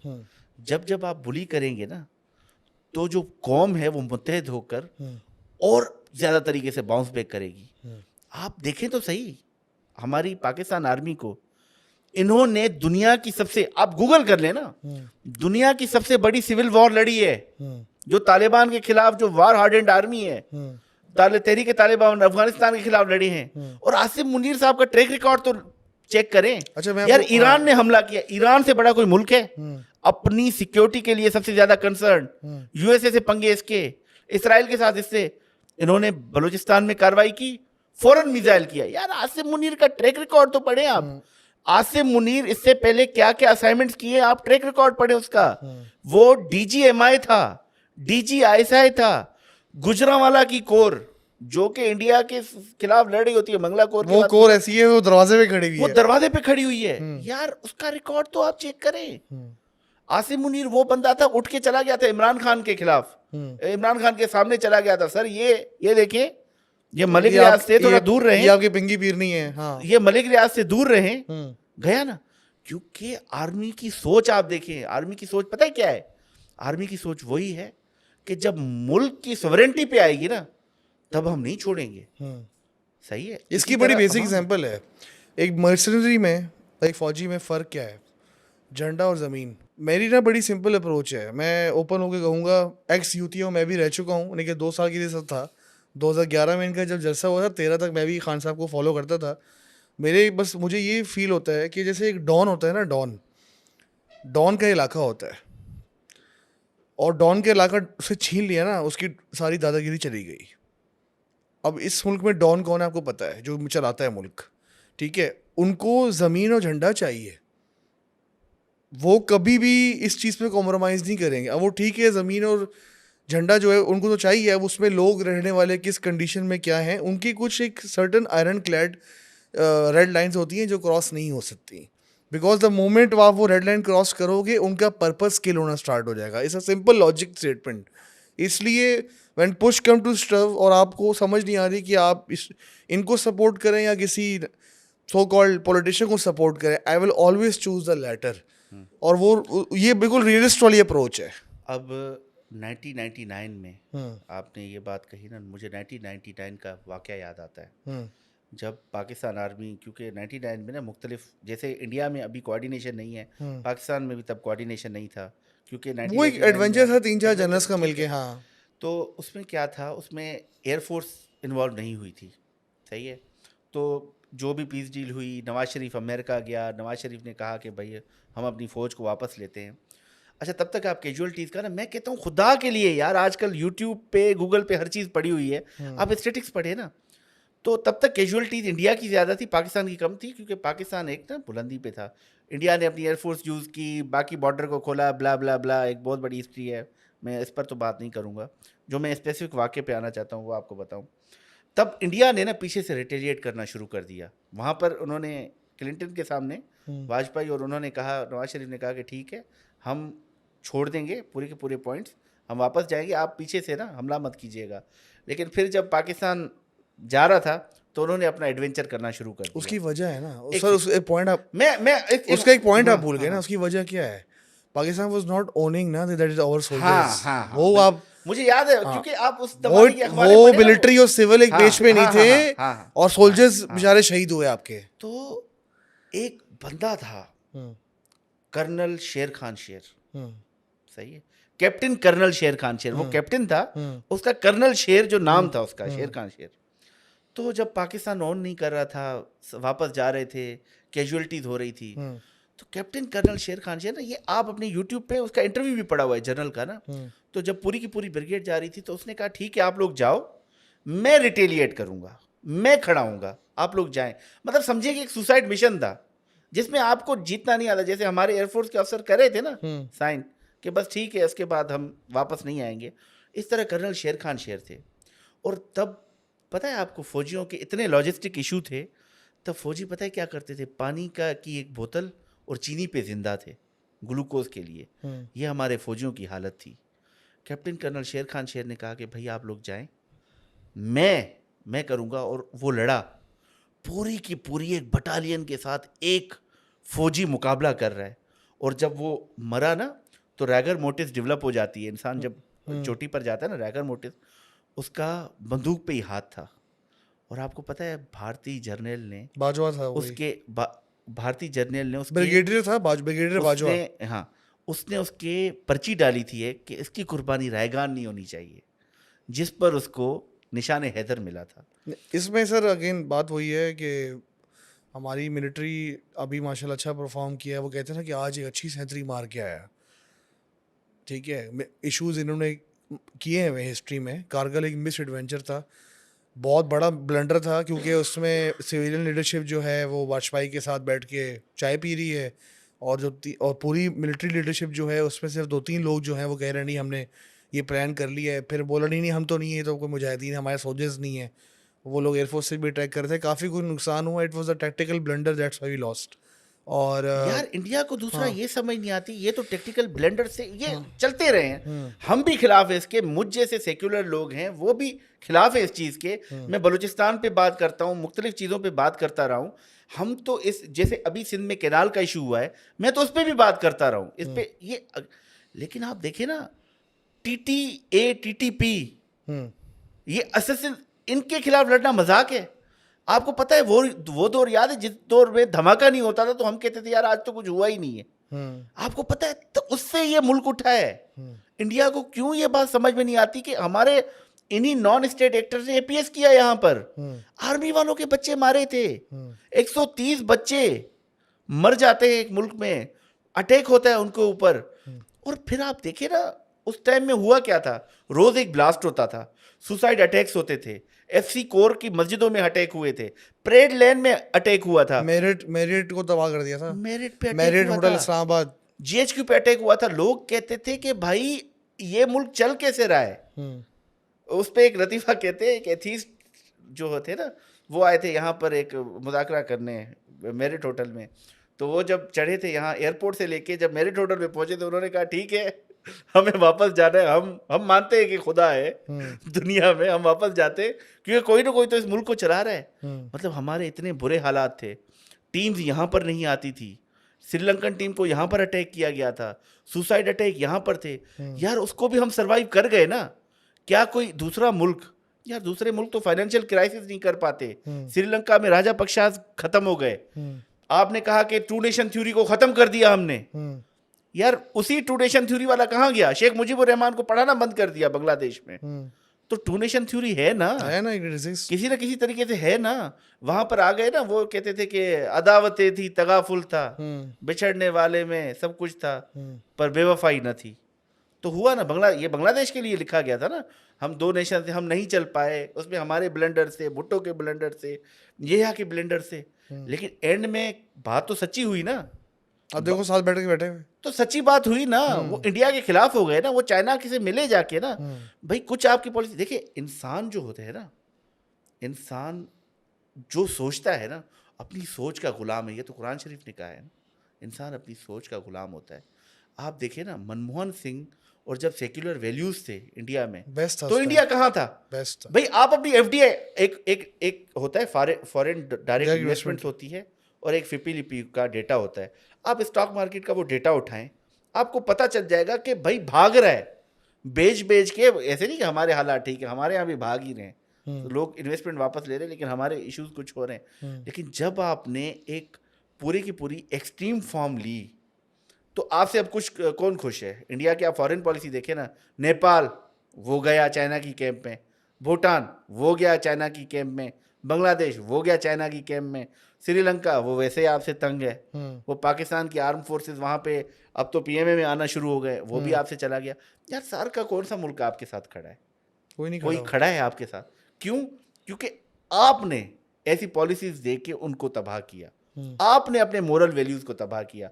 मोदी जैसे प्राइम मिनिस्टर को, मोदी की क्या परफॉर्मेंस है मुझे आप बताएं ना, मोदी की कौन सी ऐसी इकोनॉमिकल परफॉर्मेंस है? और मोदी का अगर आप जीडीपी में देखें, अंबानी अडानी को निकाल दें, सही है, जो फार्मास्यूटिकल कंपनीज के कुछ बिलीनियर्स हैं उनको निकाल दें, तो इंडिया में कौन सी तरक्की हुई है? यार देखिए, मैं एक बात बताऊं, इंडिया के ऊपर लानत होती ना कि 1.5 अरब रख के भी ना वो अगर इतनी बड़ी इकॉनमी ना होती। मैं ये बोलता हूँ 1.5 अरब की मार्केट अगर इतनी बड़ी इकॉनमी नहीं होती तो ये लानत होती उन पे। इसलिए जो उनका वो कहते हैं ना जीडीपी बढ़ गया और हम नेक्स्ट सुपर पावर बनने वाले, they are far away from it. क्योंकि far away from China, from US, from even normal European countries. क्योंकि वो आपने इक्विटेबल डिस्ट्रीब्यूशन ऑफ वेल्थ करनी है, नहीं है। आपने लिविंग स्टैंडर्ड को बढ़ाना है, आपने हेल्थ पे काम करना है, आपने एजुकेशन पे काम करना है, आपने बहुत सारी चीज़ों पे काम करना है। आपने सिर्फ अडानी को पैसा नहीं देना। एक अडानी है, आप खुद सोचो, इतने सारे एलॉन मस्क है, बिल गेट्स है, अमेजोन वाला बंदा है, इतने सारे बिलियनर्स दुनिया में घूम रहे हैं। अब एक लिस्ट है, हाँ भाई टॉप अमीर लोग कौन है यार, ये लोग हैं, 10 लोग खड़े हुए। अचानक से 2 साल के अंदर एक बंदा है अडानी इतना ऊपर चला गया है, तो मतलब लॉजिक समझ नहीं आ रही। यार क्योंकि उसके पीछे उसने हर चीज में उसको रोल दिया हुआ है मोदी ने। भाई उसके हाँ। लिए तो इंडिया में एक एयरपोर्ट डील थी, छोटी मिसाल लेते हैं ना, इंडिया में एक एयरपोर्ट डील थी, सही है। अब जैसे किसी भी चीज के लिए हम बिड कर रहे होते हैं तो एक्सपीरियंस मांगा जाता है ना यार, छोटी सी छोटी जॉब के लिए एक्सपीरियंस मांगते हैं, सही। उस बिड में सबसे बड़ा क्लॉज खत्म किया गया कि भाई आपके पास पीरियड हो ना हो, मैनेजमेंट का एक्सपीरियंस आप कर लो। इंडिया में एयरपोर्ट कहाँ? अडानी। कोल कहाँ इंडिया का? अडानी। पावर सेक्टर को कौन देखता है? अडानी, सही है। इंडिया के पोर्ट्स किसके पास? अडानी के पास। एक शख्स को आपने इंडिया का इतना पावर दे दिया। फिर आप जाएं रिटेल में देखें जाके, अंबानी, सही है। रिटेल के बाद आप आए ऑयल में, आपको मिलेगा अंबानी, केमिकल्स में अंबानी, केमिकल्स में टेलीकॉम में अंबानी, सही है। अब टेलीकॉम में आपने अंबानी, सही है। उसके बाद अभी जो ऑनलाइन आ रहा है उसमें भी अंबानी। मतलब आप कुछ लोगों को करके आप कैसे किसी मुल्क को ठीक कर सकते हो? सही है। मैं कोई यहाँ पर देखे ना इस पोजीशन में नहीं हूँ कि मैं लेक्चर दूँ, हम पाकिस्तान के खुद के फाइनेंशियल हालात के लगे हुए हैं, ठीक है। लेकिन हम आहिस्ता आहिस्ता, अब देखिए इन्फ्लेशन थोड़ी सी कम हो रही है, किसी न किसी तरीके से लोग काम करने की कोशिश कर रहे हैं, पावर टैरिफ भी कम आ रहे हैं, हमारे भी इश्यूज हैं, बहुत सारे इश्यूज हैं, लंबी हमारे बहुत लिस्ट है। इश्यूज हैं। लेकिन देखिए किसी भी रीजन में ना, रीजन तरक्की करती है। यूरोपीय यूनियन ने रीजन बन के तरक्की की थी, यूके ने तरक्की नहीं की थी, जर्मनी ने तरक्की, यूरोपीय यूनियन था, सही है। अमेरिका में भी, कनाडा, अमेरिका, मेक्सिको, जब ये टैरिफ वॉर नहीं था तो मिल के तरक्की की थी ना, रीजन तरक्की करती है। यहाँ पर चाइना, पाकिस्तान, इंडिया, यार इस पूरे के पूरे रीजन को मिला दो, 4 अरब लोग हैं हम, 4 अरब, 4 अरब दुनिया, 4 अरब हम, इतने से रीजन में इतने लोग हैं। यार हम पीस और हार्मनी के साथ नहीं रह सकते। हम ये कश्मीर, यार कश्मीर डिस्प्यूट है ना, कहीं आप हमें ना दो, आप भी ना लो, उनको कर दो, आप उनको वोट दें, वो अपना फैसला खुद करें। अच्छा इसका तो मैं जवाब दूं। यार पहली दफा तुम आए थे, I told you I don't believe in philosophers, they are a nuisance to society. तो ये जो फिलोसफी और आइडियोलॉजी है ना, ये जो दो चीज़ें हैं ना, और जिन जिन, sorry to my for my language, पर जिन जिन कंजरों ने कि जिस भी किस्म की फ़िलासफ़ी आइडियोलॉजी बनाई हुई है, दुनिया में 99% मसले इन्हीं ड्रंक फिलोसफर की वजह से हुई हैं। कोई अब आपके सामने एग्जांपल है, कम्युनिज्म कार्ल मार्क्स था। मैं ये नहीं कह रहा कि उसने क्या बात की है, और कैपिटलिज्म के पीछे एडम स्मिथ था। हर कोई चुतियापे की सोच है ना, वो फिलोसफर से आती है, वो नेगेटिव हो सकती है, पॉजिटिव हो सकती है। Eventually you can track back down कि भाई मसला क्या था।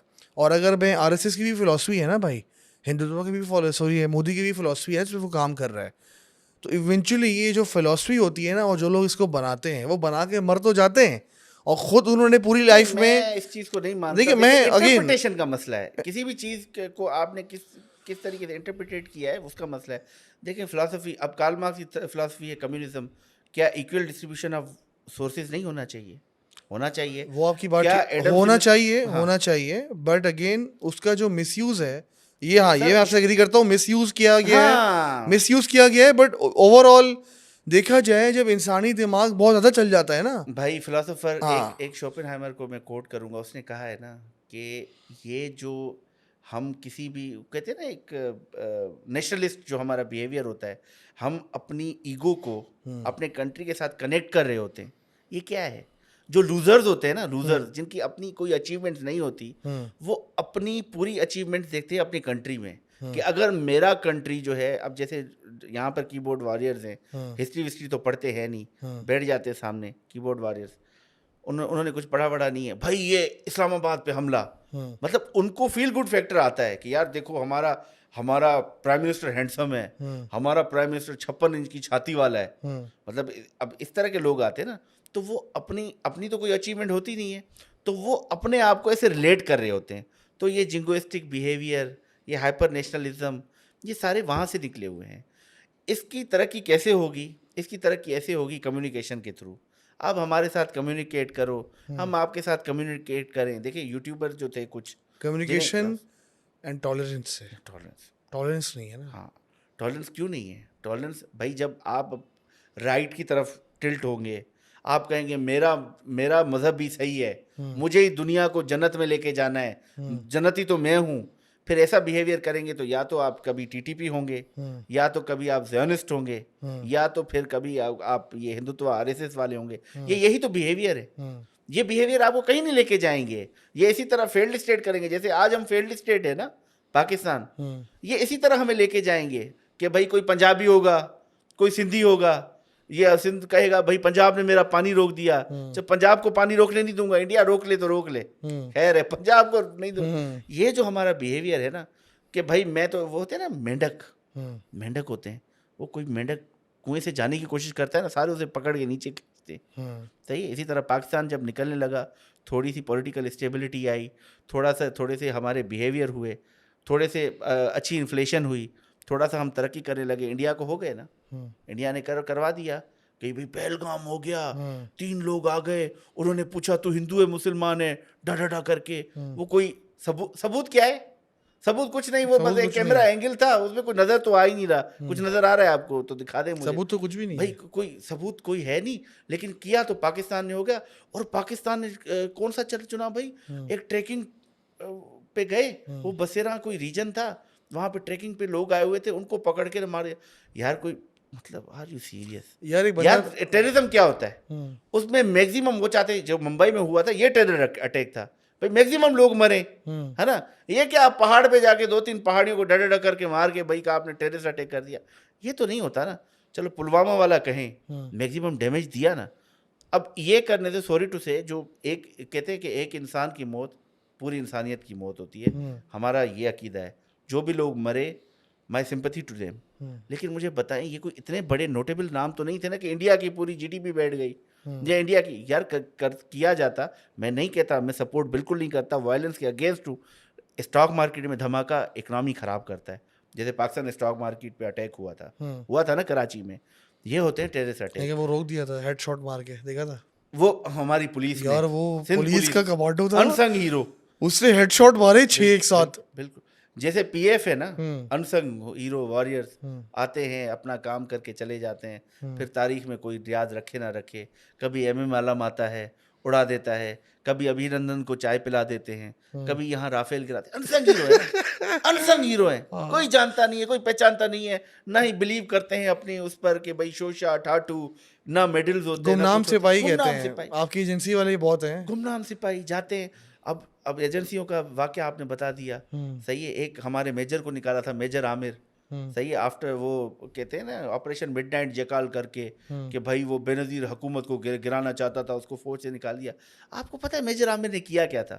ये इंडिया में तो वो मूवी बनी थी ना, वो एटमी, उस पर कौन सी, जो एटम बम को किया था, वो ऑपरेशन पता नहीं क्या था नाम एक सेकंड यार, कोई पोखरान नहीं पोखरान नहीं यार, वो कोई नाम बता दो उसका।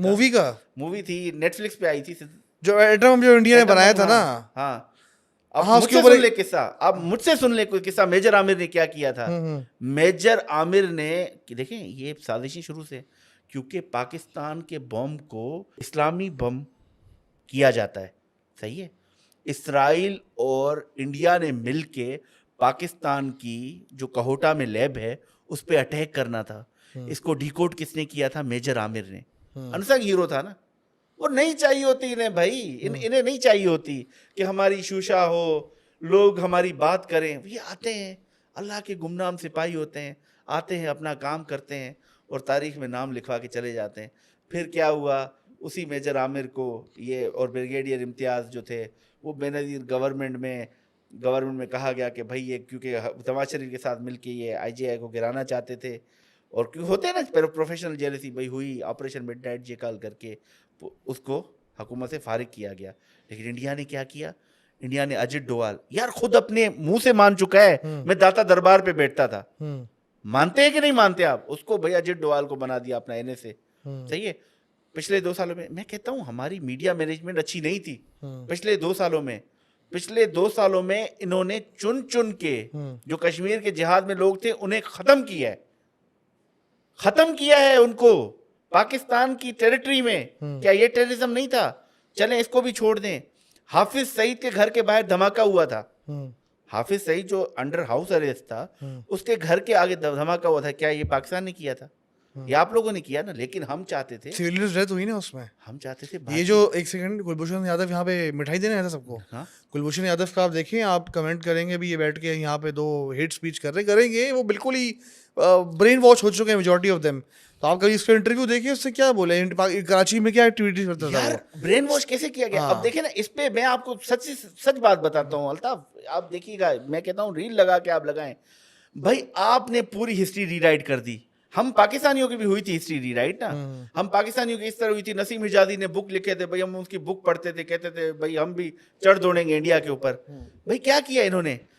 भाई छत्रपति संभाजी महाराज पे एक छावा मूवी बना दी, जिसमें औरंगजेब आलमगीर को दिखाया कि भाई ये Chhatrapati Shivaji Maharaj against the law of gravity जाके ये वहां पे चेन्स को अनचेन कर रहा है। ये भाई मतलब हजारों लोगों को के साथ एक वो 300 मूवी चल रही है, जिसमें वो पर्शियंस को मार रहे, पर्शियन कुछ भी नहीं कर रहे, सही है। इसी तरह छत्रपति छावा मूवी आई, लोग रो रहे हैं, अभी कह रहे हैं कि औरंगजेब की कब्र को बस खत्म करो। इस तरह की मूवीज बना के, या भाई वो पाकिस्तान में जो उड़ी द सर्जिकल स्ट्राइक मूवी है उस तरह बना के बॉलीवुड में अभी ये, जैसे ही आपको पता है, और ये आप चेक कर लीजिएगा इस फैक्ट को, ऑपरेशन सिंदूर के नाम को ट्रेडमार्क करवाया रिलायंस ने कि भाई हम इस पे मूवी और जो भी वेब सीरीज बनेगी हम देंगे, सही है। भाई अभी आपको ब्रेन वॉश शुरू करेंगे, उस ब्रेन वॉश को मैं दिखाऊं, मैं आपको डिबंक स्टार्ट कर दिया है ना, वो कर दिया है ना। पाकिस्तान की भाई वो एटॉमिक साइट्स पे हमला हुआ, सही है। अमेरिका परेशान हो गया, ट्रम्प रातों रात उठा, ट्रम्प ने कॉल की कि भाई खुदा के लिए मत करो, फिर मोदी जी ने कहा हाँ ठीक है, बस ठीक है करते हैं। इस तरह करके पाकिस्तान के साथ सीज फायर हुआ, वरना हम तो पहुंच चुके थे, इस्लामाबाद में भी पहुंच चुके थे, कराची में भी पहुंच चुके। यार ये प्रोपेगेंडा से कुछ नहीं होगा, इससे आपको फील गुड फैक्टर जरूर आएगा, लेकिन हिस्टोरिकल कोई कॉन्टेक्स्ट नहीं है। ये मुगलों और मराठों की जो लड़ाई थी, ये रिलीजन की लड़ाई नहीं थी। इसी तरह छत्रपति शिवाजी महाराज जो मराठों के जो चीफ कंसीडर किए जाते हैं, उनके बॉडीगार्ड मुस्लिम थे। Same goes to Aurangzeb Alamgir के फौज का जनरल हिंदू था। रंजीत सिंह की आर्मी में बहुत मुसलमान था, हाँ? पता है, पंजाबी मुसलमान बहुत ज्यादा थे रंजीत सिख एम्पायर के अंदर। मैं रंजीत सिंह को ट्रेटर नहीं मानता, मैं रंजीत सिंह को किंग मानता हूँ। एग्जैक्टली मैं मानता, देखिए, हम जो सेक्युलर सोच रखने वाले हैं, हम्म, हम इस चीज़ को करते हैं कि यार ठीक है, हमसे गलतियां हो गई पास्ट में, लेकिन लेट इट बी ना। हम्म, भाई जैसे अफगानिस्तान अफगानिस्तान में आपको पता है हिंदू कुश क्यों हम्म, कहते हैं? हिंदू कुश का मतलब क्या है? एक जो महमूद गजनवी के वालिद थे सुपतगीन, हम्म, इन्होंने, राजा जयपाल थे एक लाहौर के ना, तो राजा जयपाल जो है क्या करते थे, बार बार उन दोनों के दरमियान एक ट्रूस हुआ था, हम्म, बार बार राजा जयपाल क्या करते थे, उस पर हमला कर देते थे, हम्म, एक दफा तोड़ा, दूसरी दफा तोड़ा, तीसरी दफा तोड़ा। तो सुपतगीन को ना गुस्सा आ गया, हम्म, उन्होंने पकड़ के जो हिंदू कुछ जो जो माउंटेन रीजन थी, यहाँ पे पूरी फौज को घेरा करके पूरी की पूरी फौज को खत्म किया। इसीलिए उसका है हिंदू कुश, मतलब द मर्डर्स ऑफ हिंदू। ये इसका पूरे का पूरा माउंटेन रीजन बन गया। यार आप ऐसी रीजन को ख़त्म नहीं कर सकते। आप मुसलमान एक आइडियोलॉजी जो है, जो इस्लाम एक आइडियोलॉजी है, जो कि बांग्लादेश में है, जो कि आपके इंडिया में पाकिस्तान से ज़्यादा मुसलमान है। आप उन माइनॉरिटी को कैसे ख़त्म कर सकते हो यार? आपने पूरी माइनॉरिटी को स्टेक पे लगा दिया है। अभी आपका जो पहलगाम का अटैक हुआ, यार आपने देखा इंडियन मीडिया का बिहेवियर क्या था? बार बार आप उनकी जो एथनिसिटी होती है, बार बार उनको कहते हो आप प्रूव करो कि आप इंडियन हो। ये आप अपने मुल्क के साथ ज्यादती कर रहे हो ना। आपके मुल्क में अब्दुल कलाम आज़ाद आए, जिन्होंने एटॉमिक बॉम्ब को बनाया। क्या अब्दुल कलाम आज़ाद ने बनाया या नहीं बनाया? बिल्कुल बनाया। आप तो मानते हो ना इस चीज़ को। आप ये चीज़ें करके आगे नहीं बढ़ सकते। आप इस तरह जो मुस्लिम फोबिक बिहेवियर है करके, 21 करोड़ लोग हैं यार हम। यूक्रेन फतह नहीं हुआ, अफगानिस्तान फतह नहीं हुआ, वियतनाम नहीं हुआ, कि यार पाकिस्तान को आप ऐसे कर दोगे? या चलें पाकिस्तान में अगर सिविल राइट्स भी हो जाते हैं या पूरे का पूरा मुल्क टूट जाता है, तो एटम बम कहाँ जाएगा? कहाँ लोग जाएंगे? कहाँ वॉर हार्डेंड आर्मी जाएगी? क्या ये पाकिस्तान को ऑक्यूपाई करके क्या आप इस ऑक्यूपेशन को कंटिन्यू कर पाएंगे? Answer is no. तो फिर लड़ना कैसा? बैठें, बात करें, पूरी की पूरी रीजन को खोलें, पाकिस्तान मिले उनके साथ जाके। अगर पाकिस्तान की इकोनॉमी में आप देखें, आज हम एक्टिव फार्मास्यूटिकल इंग्रेडिएंट्स हैं, अगर हम इंडिया से मंगवाएं, आपकी 70% जो फार्मा ड्रग्स हैं वो सस्ती हो जाएंगी। सही है। और इसी तरह से अगर हम इंडिया को ये मार्केट खोलें, पूरी की पूरी ये जो सेंट्रल एशिया की मार्केट है और ये पूरे का पूरा रीजन अगर हम खोल दें, कितनी बड़ी तरक्की होगी। हम लड़ने में भूखे नंगे लोग हैं हम, और इस तरह से खरीद रहे हैं। इस वक्त दुनिया से जो वेपन्स ले रहा है, उस लिस्ट में इंडिया नंबर 1 पर है, पाकिस्तान नंबर 4 पर है। क्या हम कर सकते हैं? क्या हम इस तरह से तरक्की करेंगे? तरक्की नहीं, बल्कि हम ऐसे अंधेरों में चले जाएंगे जिससे हम वापस नहीं हो सकते। हमारे पूरे का पूरा जो मुल्क है या हमारा पूरे का पूरा रीजन है, ये ख़त्म हो जाएगा। अच्छा, डिफेंस बजट में ना पाकिस्तानी बहुत पीछे। डिफेंस बजट हमारा, डॉलर टर्म्स में, हाँ। हाँ, डॉलर टर्म्स में हमारा बहुत पीछे है, और we spend lot less than many ऐसे कंट्रीज हैं यूरोप के। आप परेशान हो जाएंगे, इनका भी डिफेंस बजट पाकिस्तान के डिफेंस बजट से ज़्यादा है। तो ये भी बड़ा यार फन आप फैक्ट है। डिफेंस बजट को छोड़ें, आप जज्बे, तालिबान के पास कौन सा डिफेंस बजट था? एक AK-47 चाहिए बस, सस्ती टिकाऊ। सही है, एक AK-47 क्या दिया था अफगानिस्तान में? तालिबान जो थे, जब स्टिंगर मिसाइल दिए थे और जो AK-47 दिए थे। रेड आर्मी के खिलाफ लड़े थे, क्या था? स्टिंगर मिसाइल था, उसे वो हेलीकॉप्टर गिराते थे और बस वो मारते थे जाके। यही चाहिए होता है ना। आप अगर पूरे के पूरे मुल्क को फतह करेंगे, आप डिफेंस बजट को तो छोड़ दें ना, आप एयरफोर्स को भी ख़त्म कर दें, आप वो इजिप्ट वाला काम करें जो इसराइल ने किया, इजिप्ट की पूरी आर्मी को ख़त्म कर दिया ग्राउंड पर ही, या एयरफोर्स को ख़त्म किया था ग्राउंड पर ही, आप वो वाला काम कर दें, आप छोड़ दें। लेकिन उस जज्बे को कहाँ से मारेंगे आप बुली करेंगे 21 करोड़ लोगों को। यार इस जज्बे 24 को, करोड़ 24 करोड़ लोगों को, हम्म, ये जज्बा ख़त्म नहीं हो सकता। हम्म, और अभी जिस हिसाब से हम तरक्की करें, 2050 में 50 करोड़ होंगे। हम्म, तो क्या 50 करोड़ और 2-2 अरब लोग जो आपस में लड़ेंगे, दुनिया पे कोई इफेक्ट नहीं होगा? आप ओपेनहाइमर मूवी देख लें, हम्म। जिस ओपेनहाइमर ने बनाया था, वो सीन देख लेना आप, वो जो सीन है जब देखा हुआ एटॉमिक बम बनाता है, है देखा हुआ है। और वो कह रहा होता है कि यार दुनिया मेरी वजह से तबाह हो सकती है, उसे बाद में जब ये ख्याल आता है। सही है। तो वो प्रेसिडेंट थे अमेरिका के, Truman Truman Truman Truman Truman के पास, ट्रूमैन को बाय द वे वो गैरी ओल्डमैन ने बहुत ही जबरदस्त याद गैरी दिया। ओल्डमैन तो क्या गैरी बात ओल्डमैन है, तो बाप एक्टर है यार। मतलब उसमें आप रिग्रेट देख रहे हैं। अच्छा, गैरी ओल्डमैन कहता है कि मैं अपना एक्चुअल एक्सेंट भूल गया हूँ। आपको पता है, गैरी ओल्डमैन इतने डिफरेंट रोल्स कर चुके हैं अपने अपने कैरियर में कि वो नॉर्मल तरीके से जैसे वो बात करता था ना, वो भूल चुका है वो।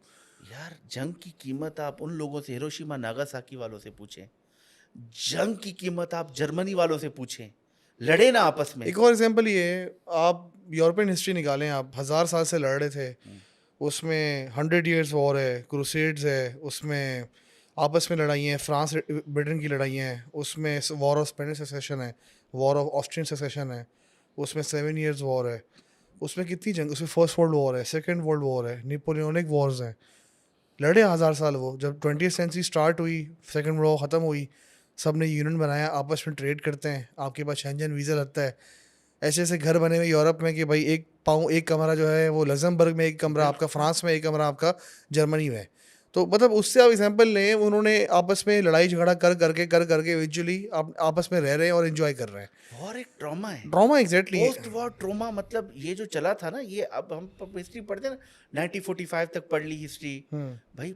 वर्ल्ड वॉर 2 के बाद क्या हुआ था? जो मार्शल प्लान लाए थे, अमेरिका ने सपोर्ट सही किया है, था उसको। लोग पागल हो गए थे। जो बूमर्स कहते हैं, बूमर्स को बूमर्स क्यों कहते हैं, लोग पागल हो गए थे, डिप्रेशन आ गया था उनमें। दुनिया की जो इकोनॉमी थी, एक बिल्कुल स्लगिश टाइम आया था, द ग्रेट डिप्रेशन आया था यूएस में। आप जो दुनिया के सारे बिलियनियर्स देखेंगे ना, जो वॉरेन बुफेट है, ये ग्रेट डिप्रेशन की पैदावार है। ग्रेट डिप्रेशन क्या था? 6 साल तक डिफ्लेशन हुई थी, मतलब मार्केट बढ़ नहीं रही थी, लॉसेस पे लॉसेस थे, इन्फ्लेशन बढ़ गई थी, हाई, मतलब लोग पागल हो चुके थे। यार आपने देखी ही नहीं है इन्फ्लेशन, आपने आपने भूख देखी ही नहीं है। ये खित्ता जो है ना, खित्ता 2008 का क्राइसिस आया, वो भी हमें पता नहीं चला। अभी जो वर्ल्ड क्राइसिस हुए, क्यों पता नहीं चलता? क्योंकि हमारे पास एग्रीकल्चर लैंड्स हैं, हमने भूख नहीं देखी। सही है। भूख की कीमत क्या होती है, आप उस यूरोपियन से पूछें, आप उन जर्मन से पूछें, जो जो इस जंग के बाद उनकी क्या हालत हुई थी। बड़ा फन फैक्ट, पूरा डीनाजिफिकेशन प्रोग्राम हुआ था। फन फैक्ट ये भी है, ब्रिटिश एम्पायर थी, इतनी बड़ी थी, सेकेंड वर्ल्ड वॉर के टाइम भी, फर्स्ट वर्ल्ड वॉर के टाइम भी, स्पेशली सेकेंड वर्ल्ड वॉर के टाइम तो वो अपनी लास्ट स्टेज में थी, फिर भी ब्रिटिश एम्पायर थी। कुछ गिनती चुनती की आप कह सकते हैं यू बोट्स थी। उन्होंने जब उसका मुहासरा किया ब्रिटेन का, तो ब्रिटेन में खाने के लाले पड़ गए ना, डिस्पाइट द फैक्ट कि वो 20% लैंड को कवर करता है, 21% पॉपुलेशन कवर करता था ब्रिटिश एम्पायर, खाना नहीं पहुंच पा रहा था क्योंकि क्लाइमेट ऐसा है वहाँ पे, कुछ उगता ज़्यादा नहीं है सिवाय वो आलू के और उसके। आप समझ रहे हो, इतनी बड़ी एम्पायर होने के बाद जब उनका लॉजिस्टिक नेटवर्क जर्मन्स ने ख़राब किया, जिसमें इतनी मूवीज़ बन चुकी हैं, फिर वो एनिग्मा कोड उन्होंने मतलब उसको वो किया, तोड़ा उसको, और फिर उनकी कम्युनिकेशन जो है वो पड़ा। वो जो पूरी मूवी आई है, कौन सी मूवी है यार, द इमिटेशन गेम जो है, जिसने वो बाद में वो आप कह सकते हैं कि कंप्यूटिंग वहाँ से ईजाद हुई, वहीं से पूरा इंस्पायर हो गई है। तो बात सारी वही है कि भाई इतनी बड़ी एम्पायर भी जब खाना नहीं मिला तो एल लग गया ना भाई। वो नेपोलियन का भी बड़ा अच्छा कॉल है कि भाई the army marches on stomach. बिल्कुल, आर्मी के पास पेट में खाना नहीं होगा, कैसे लड़ेगी वो? यार देखिए, वॉर सोल्यूशन है ही नहीं ना। जब सोल्यूशन आप कह रहे हो भाई हमने सीज फायर किया, क्यों किया, क्या करते, चलें क्या करते, आप यहाँ पर आते। आप देखिए ना, एक डॉक्ट्राइन है पाकिस्तान आर्मी का, 3 चीज़ें हैं उस डॉक्ट्राइन में। नंबर 1, अगर आपने कराची पोर्ट को ब्लॉक किया, अगर आपने हमारा पानी बंद किया, अगर आपने हमारे कश्मीर को छीना, तो हम एटम बम यूज़ करेंगे। अगर आप देखेंगे ना, इंडिया की फर्स्ट नो यूज़ पॉलिसी है, हम पहले नहीं करेंगे। पाकिस्तान की ऐसी कोई पॉलिसी नहीं। एक इसमें एक और चीज़ भी है, एक आपने मिसाइल बनाया है पाकिस्तान ने 300 किलोमीटर का न्यूक्लियर वॉरहेड, वो क्योंकि देखो कन्वेंशनल जंग अगर होती है, फ़र्ज़ करो दोनों के पास वो नहीं हो, न्यूक्लियर मिसाइल ना हो, तो इंडिया की जो आर्मी का साइज़ है, जो उनका मिलिट्री हार्डवेयर है, बहुत ज़्यादा है। ऐसे for some god damn reason if they cross the border and Pakistani forces पीछे होती हैं, तो उनके पास एक ही ऑप्शन है, they will launch that 300 kilometre वाला मिसाइल, और वो जो न्यूक्लियर रेडिएशन जो फैलेगी, क्योंकि वो बड़ी मशहूर कहावत है हवा वहाँ से यहाँ चलती है, तो वो जो इंडिया में और पंजाब में और राजस्थान में जो पूरा इनका जो जितने भी प्रोफेसर आते हैं, वो भी सारे खत्म होंगे, पाकिस्तान भी खत्म हो जाएगा, खत्म हो जाएंगे। एग्जैक्टली कुछ भी नहीं हो पाएगा, हमारी नस्लें खत्म हो जाएंगी। और अगर सब कॉन्टिनेंट को आप देखेंगे ना, तो ज्यादातर जो एग्रीकल्चर लैंड है वो पंजाब में, वो यूपी में, बिहार में, सिंध में, पंजाब में, यहाँ पर है ना। बाकी तो यहाँ पर दक्कन प्लेटो आ जाता है, यहाँ पर आपका जो बलूचिस्तान का है वो आ जाता है, वहाँ पर तो नहीं कर सकते ना आप। एग्रीकल्चर यहीं पर ही है ना। आपकी एग्रीकल्चर क्या दुनिया अफोर्ड कर सकती है इस वॉर को? नहीं कर सकते। क्या हिरोशिमा और नागासाकी में जो भी हुआ, क्या दुनिया न्यूक्लियर वॉर को कर सकती है? क्या अब इस कीमत पर कि आपकी नस्लें खत्म हो जाए, मतलब आपको कोई देखेगा ही नहीं, क्या आप इस कीमत पे लड़ाई करना चाहते हैं? यार आप अर्नब गोस्वामी से निकलें, आप ये हिंदुत्व का ये पूरा जो गोदी मीडिया है, जो गोदी के उसमें बैठा हुआ है, same goes to our media, इसीलिए तो कोई देखता ही नहीं है, सारे यूट्यूब पे आ गए, सब साफियों ने अपना यूट्यूब बना दी है, सही है, यूट्यूब पे आ गए। आप इसको छोड़ें, चैट जीपीटी के ज़माने में रह रहे हैं, यार हम अफोर्ड नहीं कर सकते वॉर। आप क्या चाहते हो कि यहाँ पर आकर जी शहबाज शरीफ को पकड़ के और ये आसे वो एक गौरव आर्या है पागल आदमी, पूरा वार हिस्टीरिया जो है वो किया हुआ है कि मार दो तोड़ दो, जीडी बख्शी, गौरव आर्या, अर्नब गोस्वामी, यार आप इनको सीरियस ले रहे हैं? मतलब अभी तो आपको इनके प्रोपेगेंडा से आना चाहिए। सेम गोज टू पाकिस्तानी, मतलब पाकिस्तान इमरान रियाज खान ऐसे लोगों अच्छा, इनका एक पढ़ा लिखा वर्जन भी है। इसी ये तीनों आपने नाम बोले ना, इसका थोड़ा एक बर्गर और थोड़ा यो किस्म का पढ़ा लिखा वर्जन पलकी शर्मा भी है, और वो भी एक्सपोज हो गई है अब। डोंट टेल मी यार, आप बरखा दत्त, देखिए नेशनलिज्म चीज ही ऐसी है, अच्छे अच्छे लोगों का दिमाग खराब कर देती है। मतलब एक बंदा नॉर्मल बैठा होगा ना, जब आप किसी नजरिए को फॉलो कर रहे होते हो ना, अच्छे अच्छे लोगों की, इसीलिए तो जब आप किसी भी हाइपर स्टेट में चले जाते हैं ना, तो फिर आप ऐसी हरकतें कर रहे होते हो कि भाई पाकिस्तान को फतह क्यों नहीं किया। मतलब 8 और 9 तारीख को ना, मैं कहता हूँ अगर आपका थोड़ा भी बने ना ट्रस्ट इंडियन मीडिया पे, आप 8-9 तारीख की उनकी पड़ी होगी ना यूट्यूब पे, आप उनकी देख लें। अच्छा, भाई जा रहे, ये कराची पे हमला हो गया, लोग बैठे हुए हैं अपना क्या कहते हैं बिरयानी स्टॉलों पे, लोग लगे हुए वो बना चाय रहे पी रहे हैं, वो मजे कर रहे हैं बैठ के, हाँ, जब वो मीम बना रहे हैं, हाँ, वो हमारे पास जहाज भेज रहे हैं, वो भाई मीम बना रहे हैं। वो जी इस्लामाबाद तो चलो 10 बजे तो सो ही जाता है, तो 12 बजे हमला कैसे हुआ इस्लामाबाद का, ब्रो पता ही नहीं चला हमला हो गया। वो 10 बजे तो सो जाते हैं बेचारे इस्लामाबाद वाले। वही लाहौर, एक तो पता नहीं इनकी क्या फैसिनेशन है यार, लाहौर में इनको चाय क्यों पीनी है, मतलब इनकी हमेशा 65 में 70 लाहौर में इनको चाय पीनी होती है। पता नहीं कौन सा वार हिस्टीरिया यार, पता नहीं किस जमाने में आप रह रहे हो यार।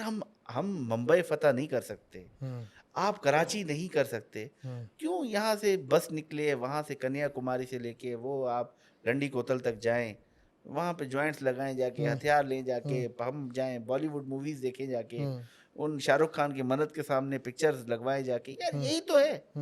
आप एक दूसरे की ट्रेडिशंस को देखिए। अब देखिए ना, थोड़ी मोहब्बत शुरू होती है, जैसे हमारे कुछ यूट्यूबर्स गए थे इंडिया में, और इंडिया के कुछ यूट्यूबर्स आए थे, हम फॉलो करते हैं, हम ट्रेडिंग वगैरह हो या जो हमारी केमिस्ट्री हो, हमने बोर्ड पास किए, हमने इंडियन ऑथर्स को देख के अपनी एमबीबीएस पास की, हम तो उनसे सीखते हैं।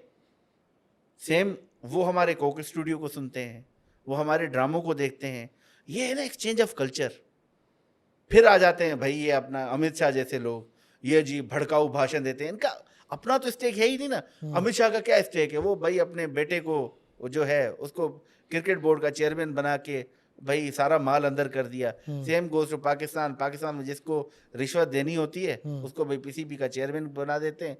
अल्लाह अल्लाह खैर सलाह, यही तो वो चल रहा है भाई। आप देखें जाके ना कि जब जब जंग की बात होती है, वो एक राहत इंदौरी का शहर भी है ना, कि जब सरहदों पे सूरत हाल थोड़ी गंभीर हो तो देखो कहीं इलेक्शन तो नहीं चल रहा। भाई सारा ड्रामा, भाई बिहार में इलेक्शन चलना है, बिहार में लालू प्रसाद यादव फिर से आ सकता है, उसका बेटा जो है वो तेजस्वी यादव वो लड़ है वहाँ पर, तो शायद जीत जाए और आरएसएस और नीतीश कुमार की गवर्नमेंट शायद खत्म हो जाए। तो इस पर ये ड्रामा, मतलब जब भी जाए ना आप इंडियन इलेक्शन में देखे जाके, मतलब महाराष्ट्र में होगा, सही, इन्होंने क्या, एक फाशिस्ट है ना, हमने अपनी गलतियों से सबक सीखा है, और हम पाकिस्तानी अपोलोजेटिक बिहेवियर था, क्योंकि हमारा इतना खाना खराब किया था ना इस्लाम के सिवियर वर्जन ने।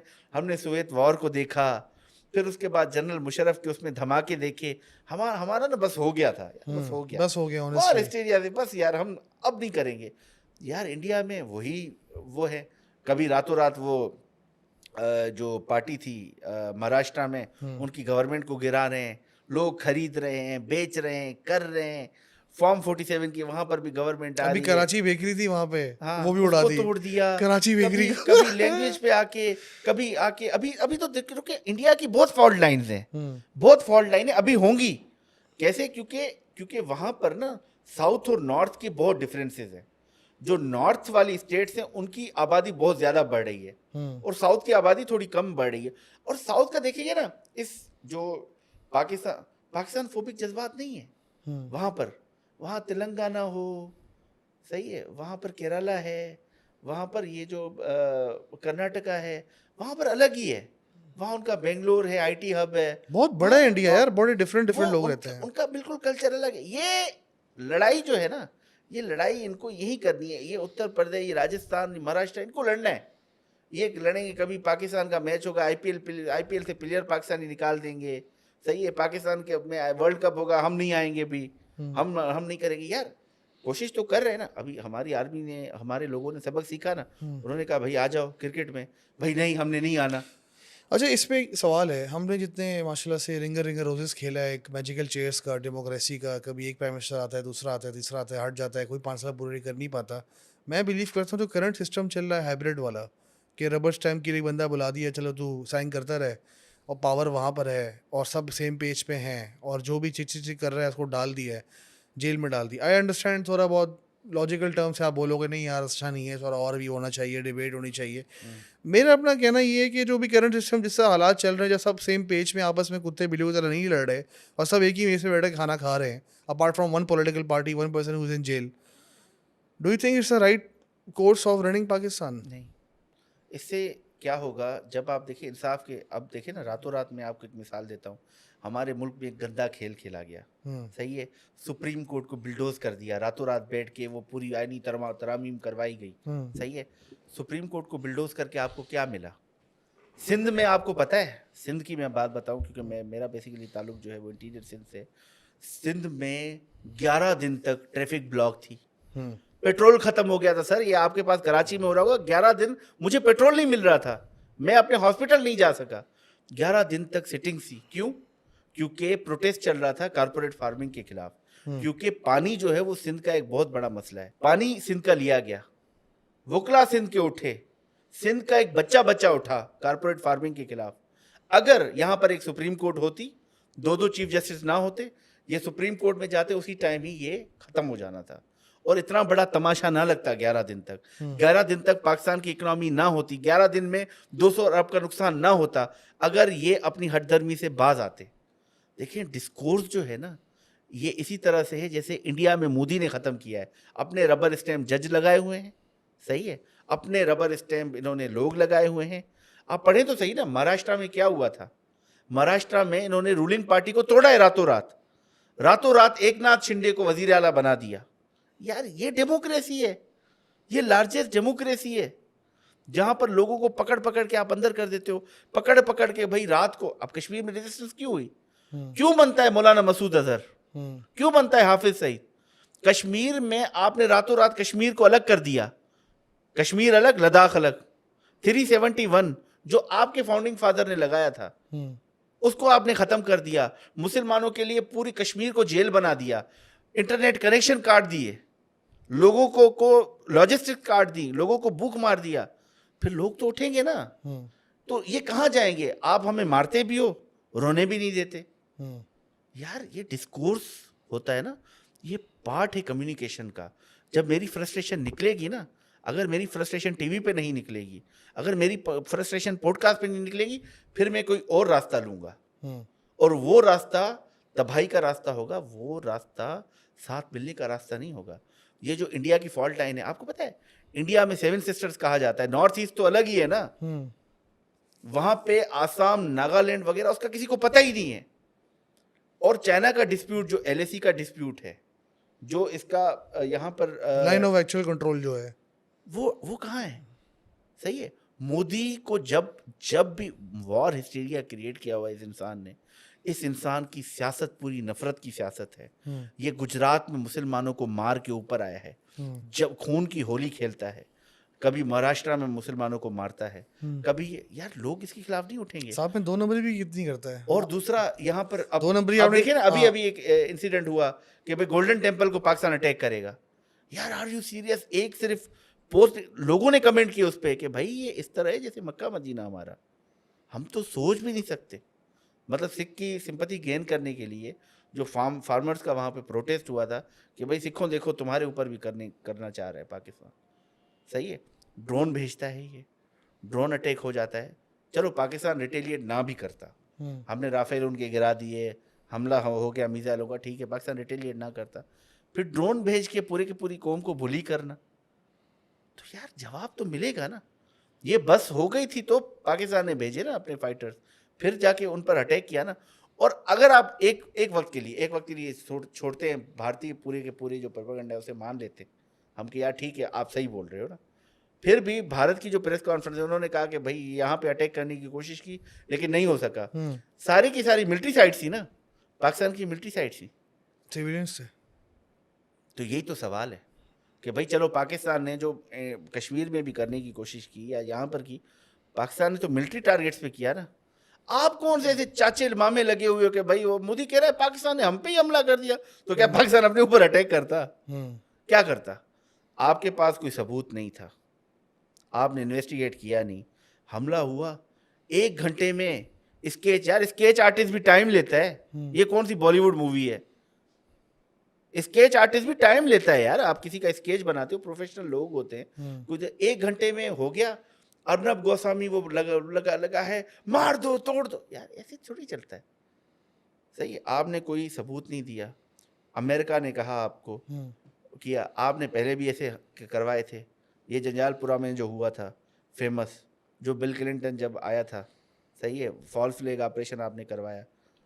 अभी तो हम समझौता एक्सप्रेस जो आपने बात की, मुझे पता है किस कॉन्टेक्स्ट में बात कर रहे हैं, आपके डीप स्टेट ने किया, हमने उस पर नहीं बात की।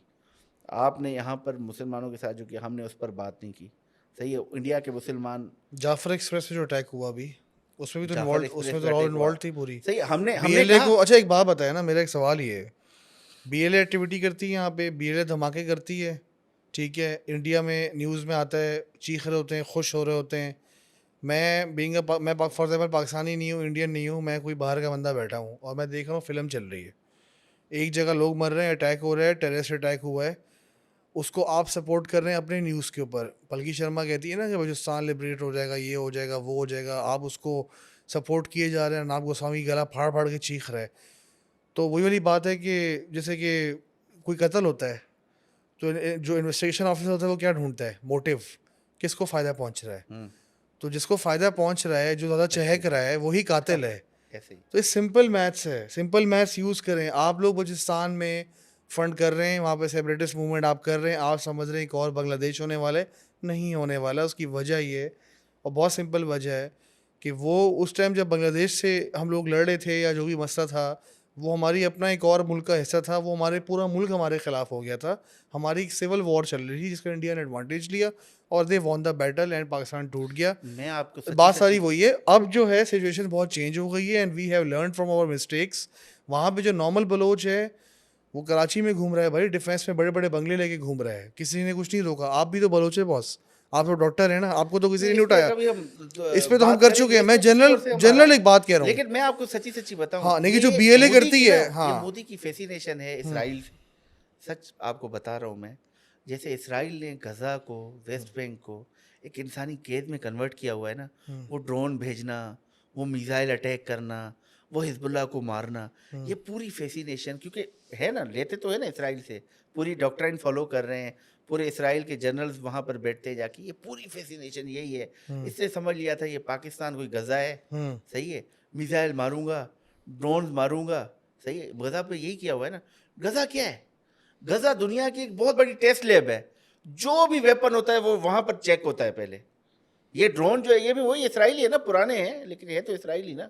इसराइली भेज दिए उन्होंने कि भाई चलो, ब्रिटिश कंपनी है, यूके की इजरायली कंपनी है जो ब्रिटिश में लोकेटेड है, यूएवी, और वो बनाती है ड्रोन। भाई इसकी फैसिनेशन है, सही है, इसराइली भाई जहाँ देखो मारो, हम आएंगे, वो अटैक करेंगे, आके मिसाइल मारेंगे, पाकिस्तानी कहेंगे ठीक है जनाब आपने मार दिया, दोबारा मत मारिएगा। यार ऐसे नहीं होता, ऐसे नहीं हो सकता। आपने गजा में भी जो किया है ना, इसराइल देख लेगा, अभी शायद नहीं, अभी इन्होंने यहया संवार को मार दिया, अभी इन्होंने हिजबुल्लाह को ख़त्म कर दिया, यार ख़त्म कुछ नहीं होता।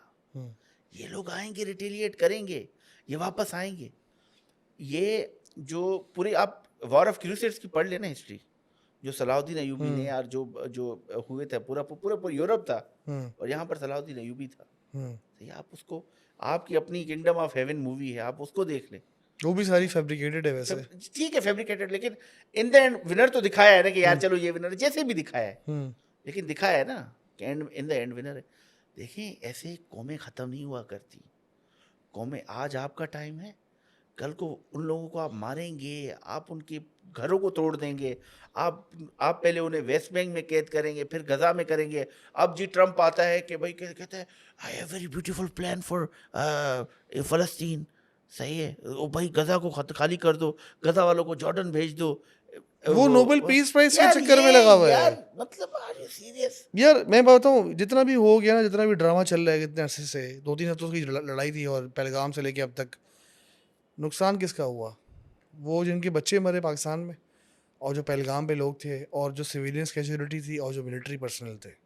उनके जो घर वाले हैं, उनको दर्द हो रहा होगा, वो रो रहे होंगे अभी, वो मिस कर रहे होंगे अपने प्यारों को, और किसी को कुछ नहीं फ़र्क पड़ने वाला। बैठ के हम भी पॉडकास्ट पे बात कर रहे हैं, हम भी डिस्कस कर रहे हैं, इस तरह इंडिया में शोज़ चल रहे हैं, यहाँ पे वसीम अदामी चीख रहा है, हर कुछ चल रहा है ना। नहीं भाई, मुझे तो बहुत फर्क पड़ता है। हाँ। हमारी स्टॉक मार्केट चली जाती है इस पूरे के नहीं, पूरे इन अ चीज में। Sense bitcoin personal market, personal की बात कर रहा हाँ हूँ। हम, पर्सनल नुकसान तो हाँ नहीं हुआ ना हाँ सर, अल्लाह अल्लाह अल्लाह का शुक्र है।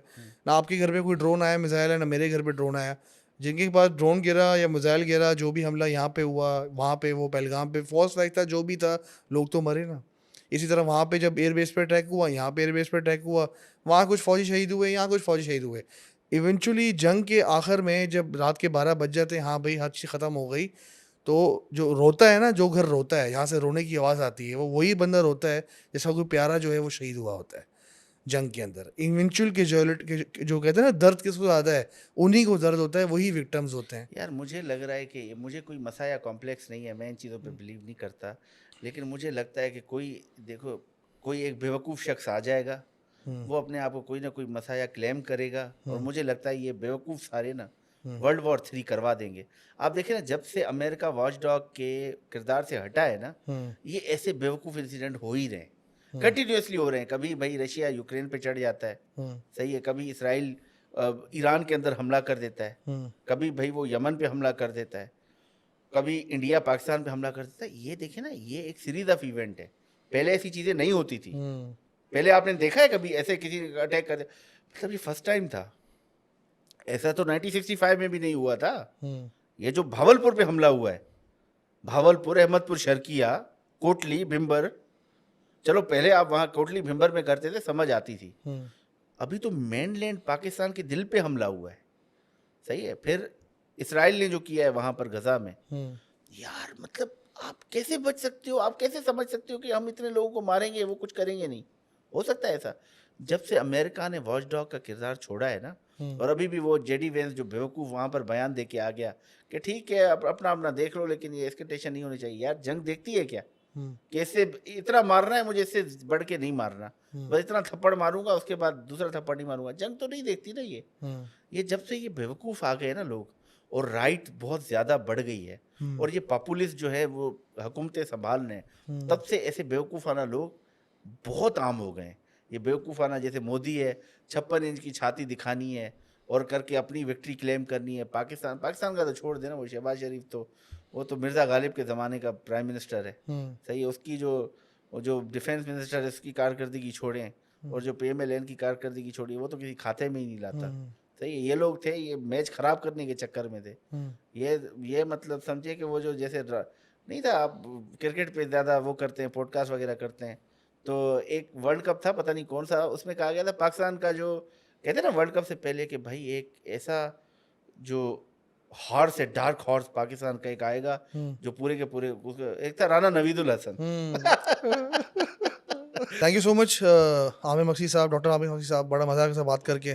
काफ़ी अच्छा आपने एक्सप्लेन किया, काफ़ी सारी चीज़ें हमने बड़ी अच्छी कंस्ट्रक्टिव डिस्कशन की।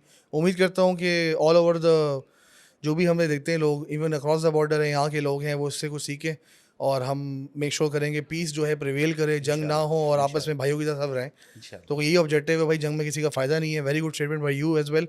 उम्मीद करता हूँ आपको पसंद आई होगी आज की पॉडकास्ट। इंशाल्लाह दोबारा मिलते हैं एक और पॉडकास्ट में, एक नए गेस्ट के साथ। देखते रहिए मेरा चैनल, सब्सक्राइब करिए। Thank you so much.